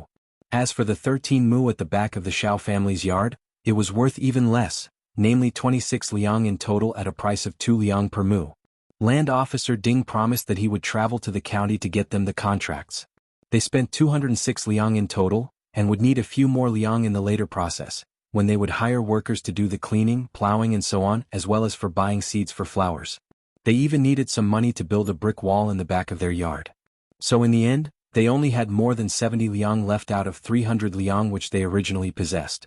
It was enough for them to splurge for a long while. Chao Xian was very happy. She was crying out of surprise inwardly. This was way too cheap. Boxen OVL. After she and Shao Yunduan left Land Officer Ding's home, Land Officer Ding and his wife were laughing loudly. They thought that the young woman was very stupid. That was more than 200 liang which she spent, enough for a good piece of land of a dozen mu at a price of 7 liang per mu. That would be enough for them to get a lot of grain each year. The whole family would not be able to take in that much for the whole year. But she spent all the money upon barren land. The land officer's wife said, "Well, she is a noble-born lady who knows nothing. What she knows is to spend the money." But why does Yunduan not say anything? He must have studied too much and gotten dull in head. What about Miss Fong? She is a smart one and even she said nothing about this? Land Officer Ding smiled. She is a noble-born lady. Who dares to say any words countering her? The wife laughed and sneered. True, the Shao family has married and brought back one Buddha who should never be offended. The wife went to share the gossip with others, feeling so amused with the whole thing. Xiao Xian was very happy as she walked into the kitchen. She was going to make bamboo with braised rib bone, braised pork with some mushrooms. Those dishes sounded delicious. The fresh and tender spring bamboo shoots were cut into pieces with a hob. A little soy sauce and a little sugar were added to the blanched pork ribs.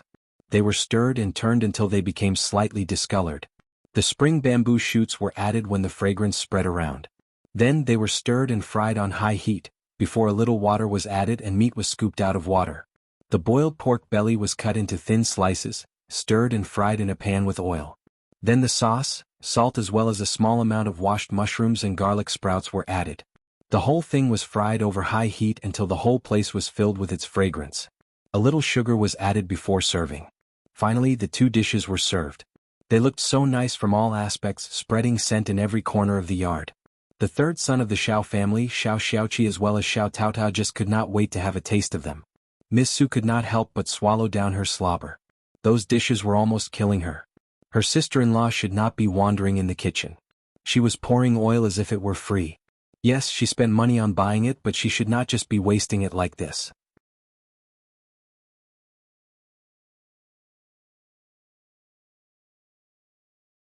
Chapter 41. Uncle Shao's bad mood. Miss Fong was feeling a bit concerned too, but soon she remembered that it was Xiao Xian who bought them herself. Hence, she stopped herself from spilling out anything more. She was not going into the kitchen every day anyways. She made these two dishes, together with pickles with brackens as well as woke chives, and the dinner was prepared. Everyone was very active about the dinner. Shao Taotao and Shao Xiaoqi laid the table and put food into their bowls. In the evening, Uncle Shao came home from the field with his two sons and accidentally ran into second uncle. They stopped for a moment and started to chat. The two brothers were just in the middle of a conversation, when second uncle asked the two sons to leave, and soon, third uncle passed by as well. Eldest Uncle Shao had not spoken with his younger brothers for a long time and he was very happy to hear their respectful talks. But soon the elder uncle felt worse and worse. When he came home and saw Xiao Xian, the elder uncle felt terrible. He frowned subconsciously. He had intended to say something, but since it was time for dinner, he restrained himself and decided to wait until the food was done. As they were setting the table, the elder uncle could not help but feel like eating when he sensed the smell of meat. But when he saw the two dishes, he started to complain to his wife. "You are wasting materials. There is so much oil." Miss Fong threw a look at him and was about to say something when Xiao Xian added, "Dad, I made the food, it is not Mom's fault. Don't worry, I bought these with my dowry. I want to show my respect to you, just eat." The elder uncle got stuck with his words and after a long while he added, "Yes, it is your dowry, but don't waste money. It is not really how you run the family. This is totally splurging. Have you given some to your second uncle and third uncle?" When the words were spoken, the whole air turned cold. They were not very surprised. In the past, whenever Xiaoqi got some wild animals, the second and the third families would always get a share. So, when he got some more animals in the future, Miss Fong would ask Xiaoqi to sell them to their neighbor, Old Master Yuan, instead of bringing them home, which was better. Boxin OVL. So he only brought home 1 or 2 wild roosters and rabbits to improve the food every now and then. Xiao Xian was startled and then she said with a smile, "I did not buy a lot of things to be given to others apart from you, Mom and Dad. We can talk about this next time we get the chance." Eldest uncle was about to add something more when Miss Fong said, "Just eat, the food is getting colder. Stop being critical when your daughter-in-law shows your respect." The third son could not stand it anymore. He took one bite of the ribs and exclaimed, showering her with compliments, "The ribs taste so good." You are such a good cook. Shao Junyan and Shao Qing could not stand the temptation anymore either. They wanted to have a taste of the food too. Ms. Fong gave food to her grandson and granddaughter, and asked everyone to enjoy themselves, whilst asking Ms. Su to take care of her 2 babies as well. They were all having a great time. Ms. Su was complaining inwardly. The meat has so much oil and is well seasoned, of course it is tasty, eldest uncle. Well, eating was the only thing they could do at the moment. The 2 dishes with meat were not less, and Xiao Xian was not stingy with seasoning, so the bamboos and mushrooms inside tasted extra good as well. Both of the dishes were soon finished. Even the remaining broth was polished off by the 3rd son and Xiao Xiaoqi with the rice. Miss Fong laughed happily. It had been a long time since she felt so good.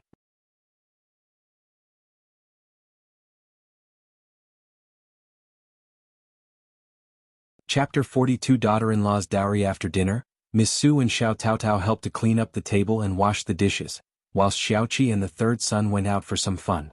Miss Fong was looking after Shao Junyan and Shao Qing. Eldest uncle asked Xiao Dalong and Xiao Yunduan, as well as Xiao Xian and Miss Fong to come over. He sighed. You had an argument with 2nd sister-in-law and 3rd sister-in-law? He felt really bad hearing what his brothers said to him today. He was so guilty and sad. He was not someone who wanted to get rid of his own brothers. When his daughter-in-law became so rich and ruthless, he felt so bashful and guilty upon hearing what his brothers said to him. This Miss Chiao was so unruly.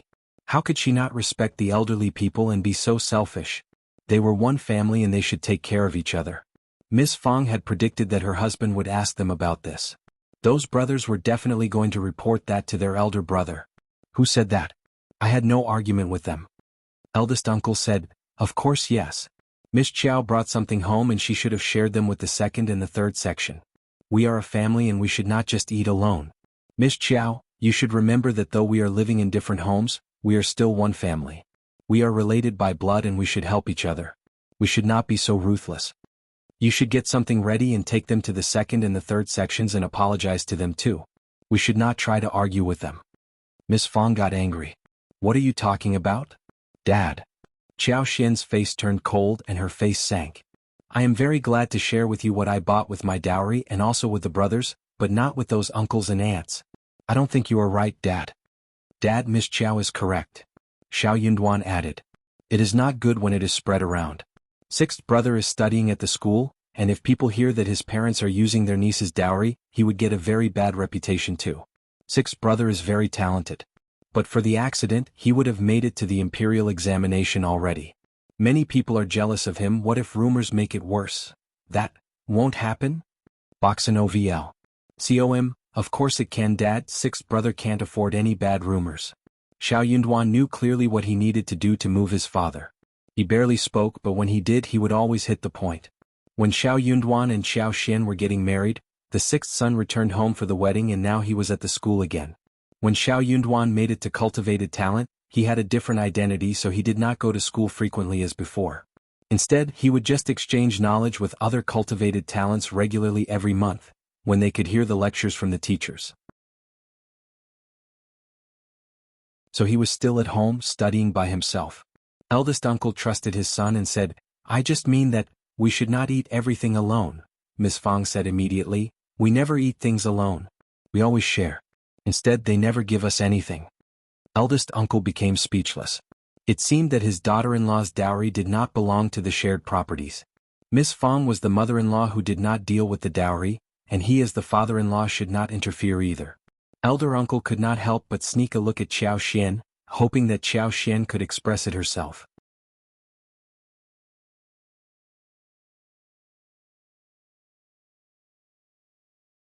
Chapter 43 Xiao Yunduan's Gentleness. As long as Xiao Xian expressed herself voluntarily, the matter would be settled. But Xiao Xian did nothing. Eldest uncle felt very disappointed inside and sighed. A family should be in harmony and we should live in peace and not split hairs. The 2nd and the 3rd section are not living a good life right now, and they have nothing to offer us. They would not hold back if they really have something to offer. My brothers keep saying that the 6th son is intelligent and he is learned. He is definitely going to have a promising future and he will help us too. Xiao Xian looked up at Xiao Yunduan subconsciously. But Xiao Yunduan did not even move his eyebrows. He seemed to sense her gaze. So he looked up at her. Both of them looked deep into each other's eyes and Xiao Xian got slightly startled. She smiled at him and soon withdrew her look. Shao Yunduan's heart skipped a beat. He was taken aback too, and a look of gentleness flashed across his eyes. Miss Fong reacted vividly. She snapped. I need their help? I have my own son who is definitely better than him. My son is already a cultivated talent and he is surely going to have a more promising future than him. I don't care about their son. Elder uncle frowned. What are you talking about? Duan and Sixth son are different. It is good that my brothers have such kindness. Qiao Xian could not stand it anymore. She stood up and said, Dad, Mom, I am feeling tired. I will be off now. Before eldest uncle could say anything, Miss Fong pressed down her anger and said in a gentle tone, Go and take a break. Duan, keep her company. Shao Yunduan nodded and left with Qiao Xian. That is what Dad is like. He is used to being a father for his brothers and sisters. You can simply ignore those terrible words he said to you. Don't take them to your heart. Qiao Xian threw a look at Shao Yunduan and smiled. I only listened to Mom's words. Shao Yunduan was amused by what she said. He nodded. Good. Boxin OVL. COM Qiao Xian was not aware of and did not care how the argument went between eldest uncle and Ms. Fong after they left. As long as her father-in-law did not interfere with her dowry, everything else would be easy to deal with. As for his hints as either compliments or blame, she would ignore them all. It was impossible for her to take those hints and act according to them. The following morning, Miss Fong said to Qiao Xian in a staggering tone that they might have to share a few kilos of flour with the other sections of the family. Good girl, I know that it doesn't make you feel good, but your grandparents-in-law stressed to your father-in-law that he should take care of the other brothers and their families before they passed away. He has done more than enough and been used to showing such kindness to them. It is the other brothers' families who are not good enough for us. Your father-in-law listened to their complaints and was sighing for the whole night. Miss Fong was very happy to stop her husband from being too devoted to the second and the third section of the family. But eldest uncle did not spend a peaceful night and she felt sorry for him in the end. Qiao Xian got what she meant. She was okay to share some flour, and she knew that her father-in-law was too old. It was not easy for him to change the habit so fast. She was already very satisfied by what they had achieved this time around. After this instance, the other sections of the family would understand that the advantages were not very easy to grab. They would know more about this gradually. Qiao Xian smiled. Mom, you are right. Let's do this. You can have the right to take the call about whatever is happening here. You don't have to tell me anything. The female lead would not be bullied ever.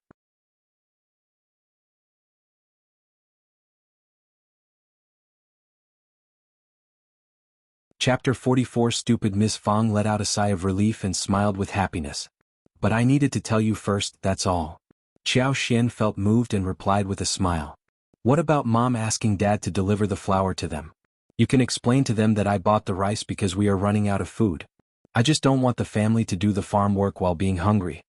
From this moment on, you can ask the sister-in-law to make as much food as possible, without caring about the oil and salt. I have told my husband about buying some land for business. We are definitely going to get better and better. We don't have to be too stingy about this. When the land was opened, Qiao Xian had to share the story little by little, since they would not be able to hide the secret for much longer. Miss Fong understood what she meant. She nodded in realization and said with a smile, No wonder you bought the land. You are going to use them. Her son was the cultivated talent, intelligent and reliable. If the purchase was a bad deal, he would have stopped his wife. Qiao Xian smiled. You are so clever, Mom. Miss Fong laughed. Just do whatever you want. I know what to do. Excellent, Mom. Qiao Xian replied with a smile. Soon Miss Fong got 4 kgs of flour and put it in 2 bags separately. She delivered them to the second and the third section of the family along with eldest uncle. Eldest uncle also believed that he should visit his brothers personally. So he tagged along. The flour which Qiao Xian had bought was the best sort of flour, most suitable for pancakes and noodles. 4 kgs was already a lot for them. That was why elder uncle was very happy and he felt so relieved after one sleepless night. He felt that his youngest daughter-in-law was not all that hopeless. It was just that she lacked manners and was too young to understand things around her. He believed that she could be cultivated in the future. Brothers, we are here giving you some flour. Eldest uncle was very happy as he walked in with a smile. However, what he had not expected was that his brother and his wife were not very happy about it. Boxin OVL. COM Ms. Nyo took over the bag and snapped. So little? Fifth daughter-in-law bought a big wagon of things yesterday. Second uncle also snorted. It seems that niece-in-law looks down at us.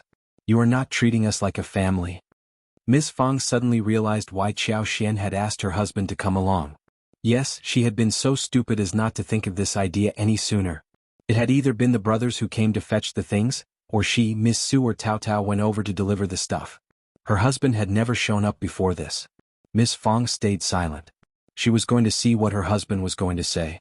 Eldest uncle's smile disappeared instantly. His body stiffened up. He had not seen the scene where his brother and the wife would express their gratitude towards him. We don't have much food at home. Miss Chow bought rice. Those small things which she bought were for herself and Duan. Honestly, brother, we are not living separately. Miss Chow's things are ours too. She is so selfish. You are making excuses, you just don't want to give us any. We don't have any rice either. Brother, share some with us. You can't just watch our children suffer from hunger, right? Elder uncle gasped. He was stuck with words. The words that his daughter-in-law's dowry had been coveted by the uncles and aunts were emerging inside his head. If those things were for sharing, he would definitely share them with the brothers. But those were not part of the public resources.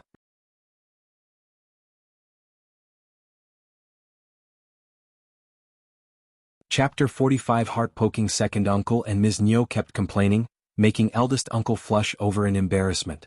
He could not possibly use his daughter-in-law's dowry to support his brothers. Miss Fang sneered and said, "Are you done? Then give it back to me if you find it so little. You are forcing your brother to use his daughter-in-law's dowry to support you? Do you have any conscience or not?" Second uncle was startled. Ms. Nyo pursed her lips. "I think the dowry is just an excuse." Miss Fang got annoyed. "Ms. Nyo, do you want me to make a list of what you have forced me to pay all this while? Do we have any savings? We have used all the savings to support you. As a result, we aren't able to afford anything. You are a healthy family and you have fields too. Still, you want my daughter-in-law to support you? Shame on you." Whenever they brought something home, the second and the third section would want to have a portion of that. The second and third section of the family knew pretty well how the first section of the family was doing. Miss Fang pulled away eldest uncle. "What are you doing here? How dare you try to calculate my daughter-in-law's dowry? I will keep my eyes on that." Eldest uncle was pulled away by Miss Fang. Ms. Nyo and second uncle exchanged a look between themselves and did not dare to run after them. Eldest uncle sighed and felt confused. Obviously, he had been poked in the heart by his brother and sister-in-law. That was 4 kgs of excellent flour. And they were complaining about the amount and forcing him to lecture his daughter-in-law. Miss Fang felt quite happy about this, but she was annoyed too. So she tried to restrain herself. Boxen OVL. She pretended not to have seen anything, but asked eldest uncle to come along to visit the third section of the family. Eldest uncle started to panic. He did not want to join her anymore. He felt very messy in his heart and could not stand the stimulation. What if his third brother and wife were like this too? He would definitely collapse. But Miss Fang did not want him to retreat at this moment. She forced him to come along after all. Eldest uncle had to follow up. Sure enough, his third brother and wife did the same thing. They were not as sharp-tongued as the second brother and his wife, yet they were basically expressing the same thing. They thought that they had got too little flour. Moreover, Ms. Ma asked him to get Miss Chow to apologize to her. Eldest uncle felt so heartbroken. He said nothing. He did not even know how he made out of the third section. Everyone found that their father was not in the right mood at breakfast. They exchanged a look between themselves and did not dare to say a thing. Miss Fang threw a hint at everyone, so they felt assured. After breakfast, eldest uncle took his 2 sons to the field for farm work, and Miss Fang and Tao Tao were taking care of the infants and making lunch at home. Miss Su, on the other hand, was plowing the field. Shao Xiaoqi decided to have a tour around Wangqing Mountains. Otherwise he would have joined his father and brothers too. Shao Yunduan was different. He was devoted to work and sometimes helped with the farm work in the field when the season was busy. Xiao Xian and Shao Tao Tao wanted to join Shao Xiaoqi for the tour, so did Shao Yunduan. Miss Fang was aware that her sons knew what they should and shouldn't do, so she asked them to take good care of Xiao Xian and said nothing more. Wangqing Mountains was a bit far away from Shaoding village, and it took them 3 hours to arrive there. It was a beautiful place with ancient woods growing into the mountains. The temperature was 2 or 3 degrees lower than that in the village, and it was an enormous mountain. It was a good place to set up traps for large beasts, not for small animals like roosters or rabbits, because there were many beasts living in the mountains, and the small ones were eaten up by those big ones.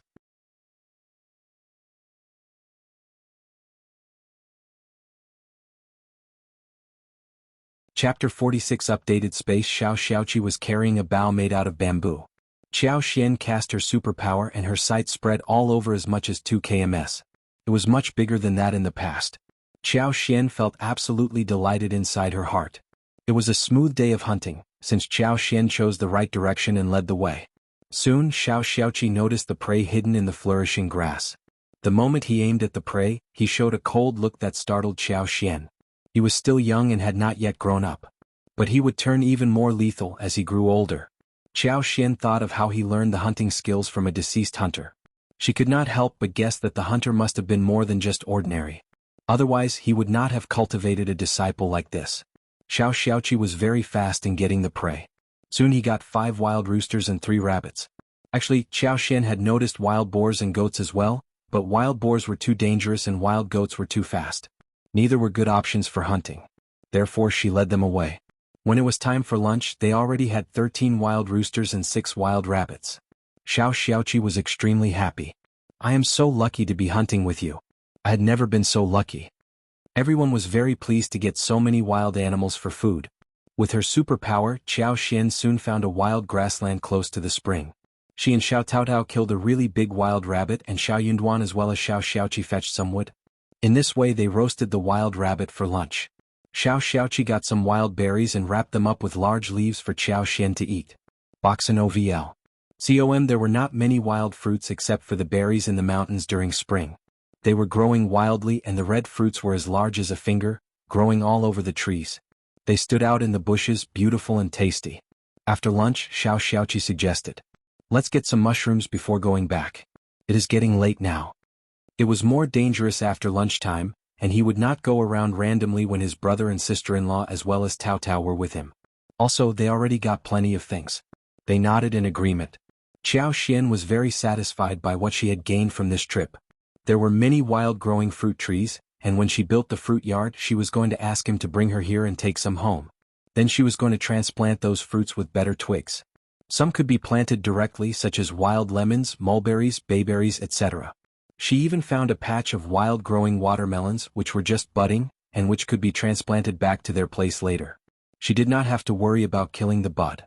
They were just picking some mushrooms when Qiao Xian had an idea.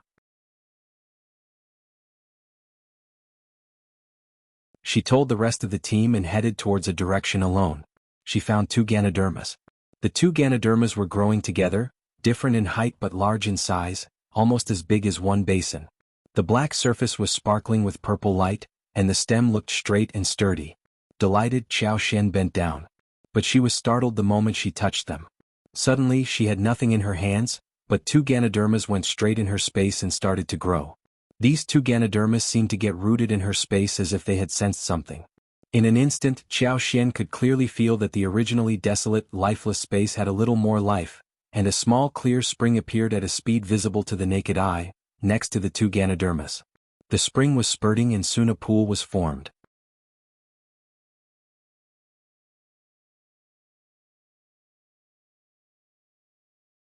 Chapter 47 Superpower expanded. That trash space was finally going into function mode. The development pleased Qiao Xian greatly. In the meanwhile, she found her superpower becoming stronger as well. She was not only able to explore a wider range across plants but also had no difficulty in extracting oil as well as accelerating the growth of plants. What was more, she could use her superpower at her will. Previously, it was impossible for her to achieve fine control, but at this moment it seemed to be possible. For example, if she wanted a leaf to grow by one branch, then this leaf and one branch would do as she ordered, and if she wanted a fruit to grow quickly and ripen, then this one fruit would ripen quickly without affecting others. It was a discovery that surprised Qiao Xian. Pleased, Qiao Xian decided to take a walk in the mountains when she had nothing else to do. She decided to find better things to feed her space, and when she became rich she was going to buy excellent ginseng so that she could get unexpected surprises. Qiao Xian returned quickly so the other 2 people did not witness anything. Only Shao Yunduan could tell that Qiao Xian seemed to be quite happy. He threw a confused look at her but noticed nothing different. He even assumed that it was because he had felt wrongly. They had got abundant mushrooms and were about to return, when Shao Zioki's eyes brightened. It is a barking deer. Without informing others, he ran up with his bow. Before Qiao Xian and Shao Yunduan realized what was happening, Shao Xiaoqi was already cheering. I got it, I got one barking deer. Wow brother, you are excellent. Shao Taotao dashed forward in cheers. Qiao Xian smiled. I agree. The arrow ran through the barking deer which fell onto the ground. It looked strong and chubby, weighing approximately 2.5 kilograms to 4 kilograms. After they cheered for a while, Shao Xiaoqi could not help but say, Fifth brother and fifth sister-in-law, let's bring this barking deer to old Master Yuan's family and ask for a price. He kept asking me if we got anything other than wild roosters and rabbits. I bet that he will buy it. Then we can share the earnings. They believed that such a big barking deer would definitely be shared with the other sections of the family when brought back. Boxin OVL. However, he had not yet hunted one barking deer for long and he would like to have a taste too. Qiao Xian smiled. That works. But you should share the money with Tao Tao and we don't need it, right? Shao Yunduan nodded. Yes. But, we have wild roosters and rabbits too, right? They are good to eat as well. You should keep the money. They insisted upon not taking the money, and Shao Xiaoqi showed an embarrassed smile and dropped the request. Qiao Xian and Tao Tao were waiting for Shao Yunduan and Shao Xiaoqi in a forest outside the village, when they went to sell the barking deer to the Yuan village. They even had 2 wild roosters and 2 wild rabbits with them. The barking deer was sold at only 21, yet Qiao Xian bought the meat at 15 when half a kilo the other day. Barking deer was fresh and rare, and it should not have been sold at such a low price. But there were no rules in the village. Old Master Yuan must have bargained hard. But Shao Xiaoqi had no choice but to sell that to him, otherwise the other sections of the family would want to share it when brought back. But Shao Xiaoqi was already very glad to have made a small fortune, since the cost wasn't that high. Unfortunately, old Master Yuan did not buy wild roosters or rabbits, which would go bad soon when it got too warm. A barking deer was already enough for him. You're tuning in to the Han Li's Wuxia Chronicles YouTube channel. We're so grateful for your support and don't forget to subscribe to join us on this incredible journey through captivating stories. Your generosity through donations truly makes a world of difference, as it's the primary source of revenue that allows me to expand and enhance this channel for you. Thank you from the bottom of my heart for being a part of this adventure.